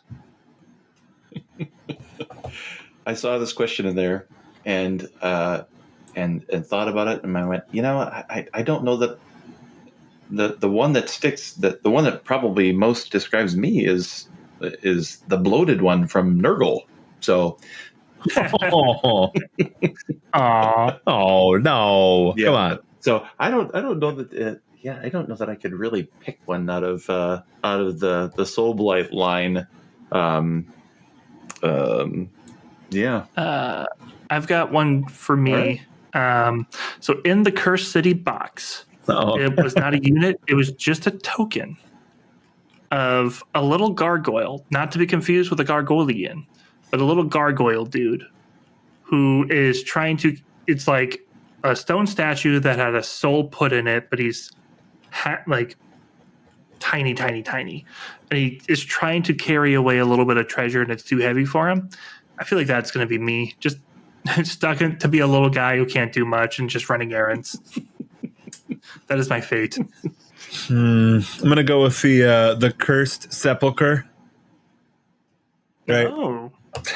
Just the one who just stays at home all the time, and like home is nice and cozy, and just defends you from the elements, and like nice happy things happen there. It's fine, it's good. Next one from Gigaberg Fruling. That's definitely not how it's pronounced. How much weight would a white king weigh if a white king could weigh weight? 4. Moving on. One bone. I appreciate the fun little tongue twisters. So I couldn't let that go unnoticed. So, Berg Fruling, you are appreciated. And then finally, from Dog Tired, what's your favorite joke from Army of Darkness? This is my boomstick. Yeah. I am going to admit something that I have never actually seen Army of Darkness. Hey, Paul, real quick, how do I kick someone out of the chat? I wait, hold on. This whole time you've been torturing me with this like random 2000 something neat show about vampires, and you've never seen Army of Darkness? Never. How dare you disrespect Bruce Campbell? He's even got a canon character in Blood Bowl. I know. It's where the duding skeletons come from. Oh man. Joe, we need to watch this movie with you. I know. This needs to be a thing that happens. I've got it on DVD. I've met Bruce Campbell. Come on. What? Have you really? Yeah. You met the Chin himself? I did. He signed a book for my sister. It was still counts. It counts. He talked to me. We expressed words back and forth. Yeah, I'll allow it. I mean, Slice Campbell should be a Mortark. I'm just going to put it out there. Should have happened already. There's a model for him. Right? Like, let's just do that. I'm going to say that's the correct route forward. We need a new Mortark. It's Slice Campbell. Let's have some fun. Yeah. Next hobby night, I'll bring the DVD. We can throw it on the TV while we assemble and paint. So you're saying we're not going to watch Deathstalker and Deathstalker 2? We already did that. That was an experience. I don't know if it's an experience I wish to repeat, but it was an experience. It was experienced.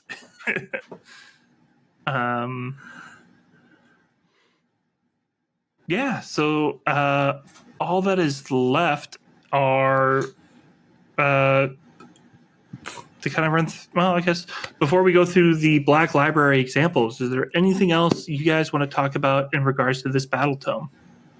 Just another plug. They've.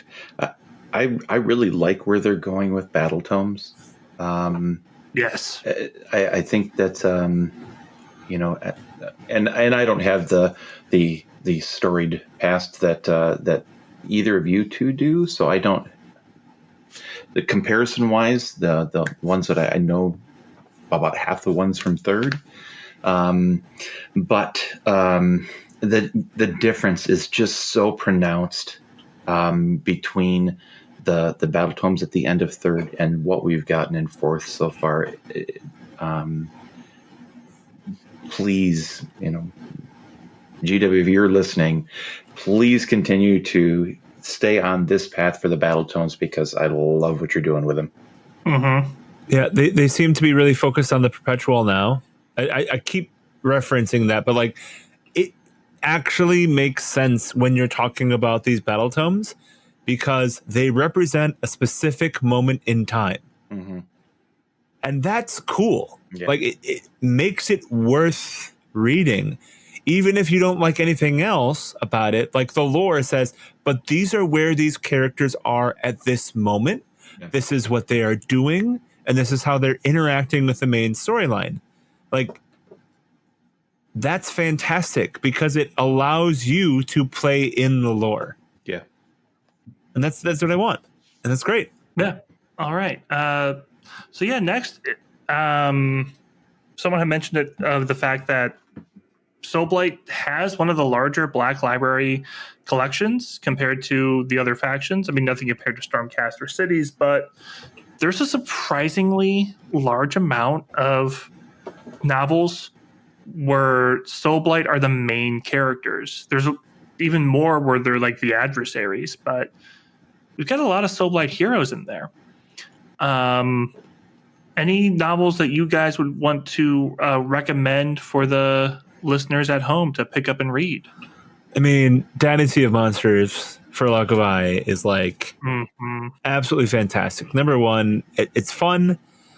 It's creative. It allows you to understand a little bit more about what's going on. But like the free city that was created for that novel, I think still remains my favorite free city in all of Age of Sigmar.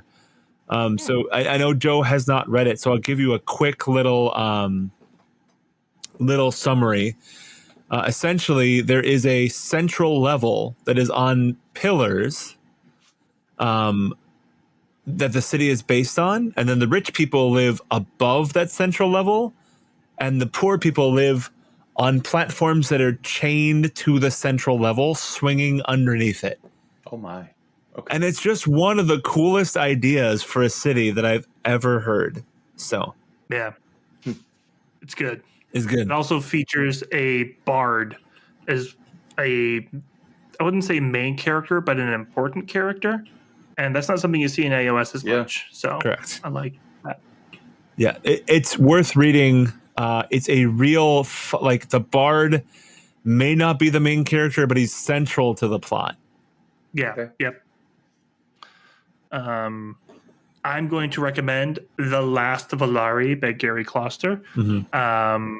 Is probably apparent to anyone who listened to our was it Scaventide novel? Yes. Interview we did with Gary, where I wouldn't stop asking questions about The Last Valari instead of the book we were supposed to talk about. Because I like that book so much that I'm like, well, I gotta ask these questions. If I'm going to talk to him, I have to ask him. It's really good. Like Paul mentioned, it's what happens to a dynasty of Castelli who never made it home. A really intriguing main character, and a really intriguing, I guess, antagonist is the best word, but it shows a different side of The People of Sigmar, that I think is worth looking at and assessing. And it's dope. And the character also has... I'm a former edgelord. I still kind of stick to it every now and then. So she's got a blade that is all white and a blade that is all black. And anytime that happens, I'm like, done. She's my favorite character. So, yeah, check it out. Any that you've read, Joe? Nothing that ties into Soulblight. No.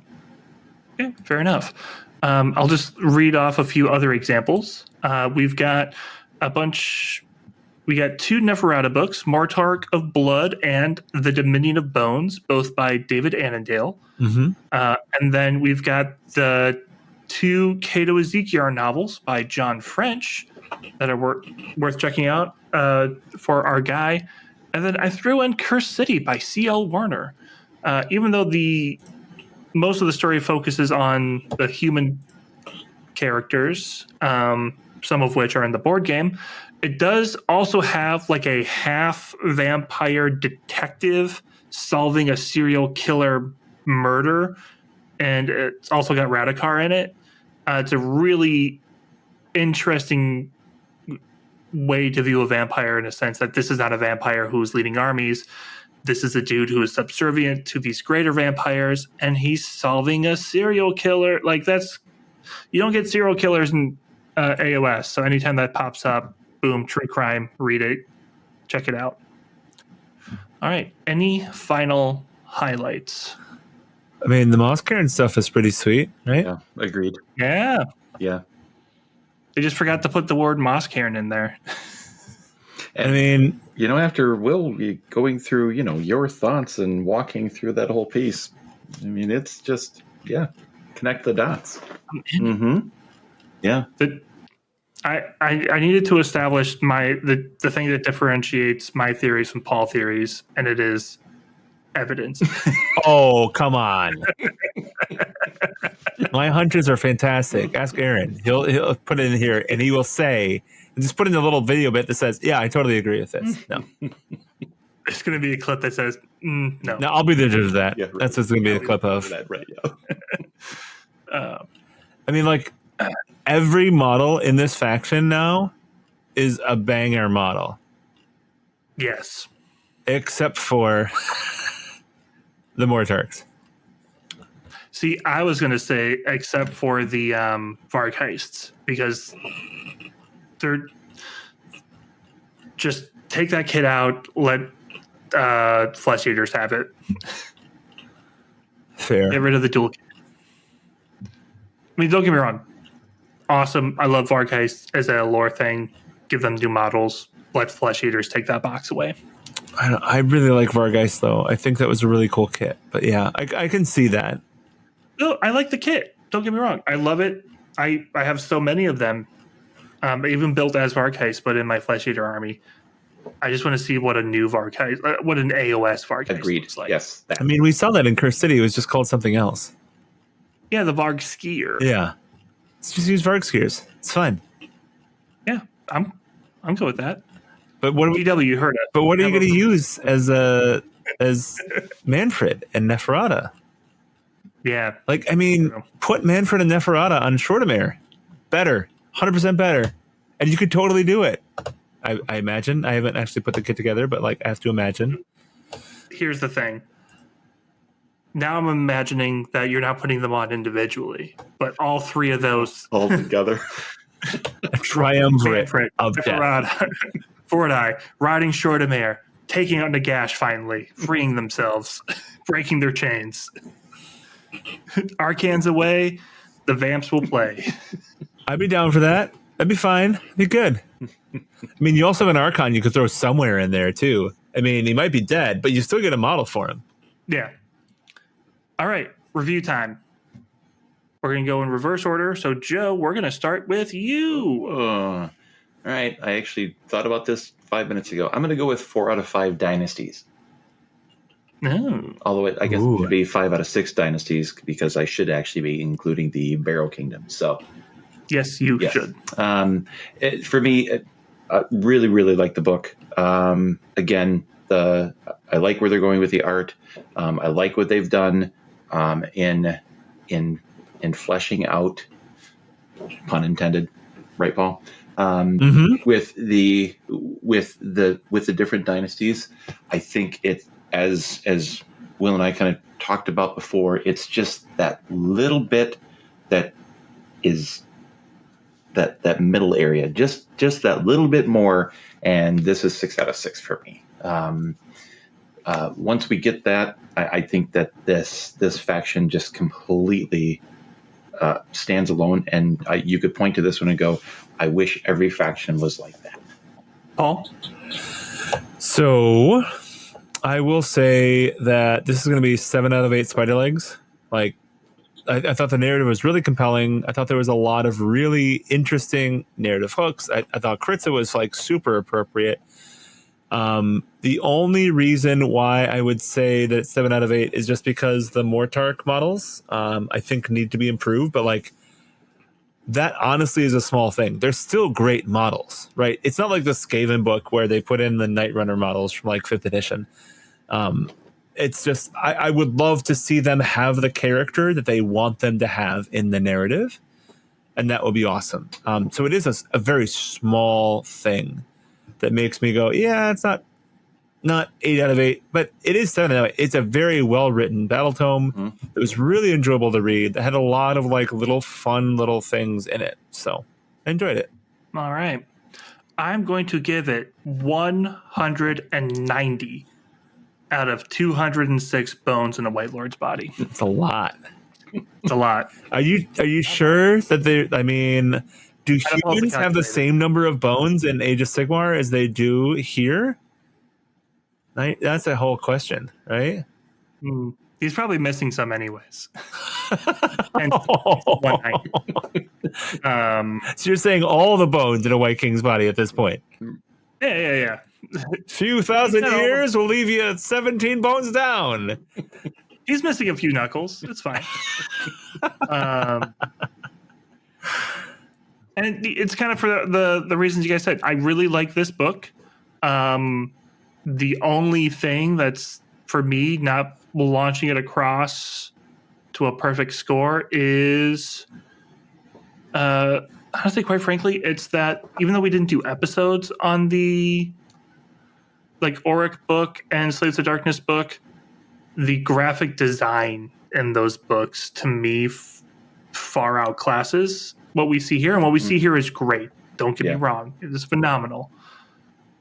But they really went all out on those other books. And this one feels great, but visually not as interesting as the other ones. And so, I'm going to dock it a little bit. But lore-wise, phenomenal. That's about it. And now it's time for our reforging, but Sigmar willing, we'll be back soon. Like, subscribe, share, or leave a review. Join us on Discord. Drop a tip on our Patreon. Anything you can do will spread the word of Sigmar farther than we can on our own. Chat with us anytime about your thoughts on social media. I guess I don't even know if we use the Twitter anymore. So really, go to the Discord, themortalrealms.com/Discord. But Joe, where can they find you online? Best place to find me is always going to be on the Discord as Celtic Joe. I'm pretty much in every channel, so if you're posted in there, I will likely see it. Paul, where can they find you online? At PJ Shard. And you can find me, Will, at Sever. And you can find all of our Mortal Realms shows and content at themortalrealms.com.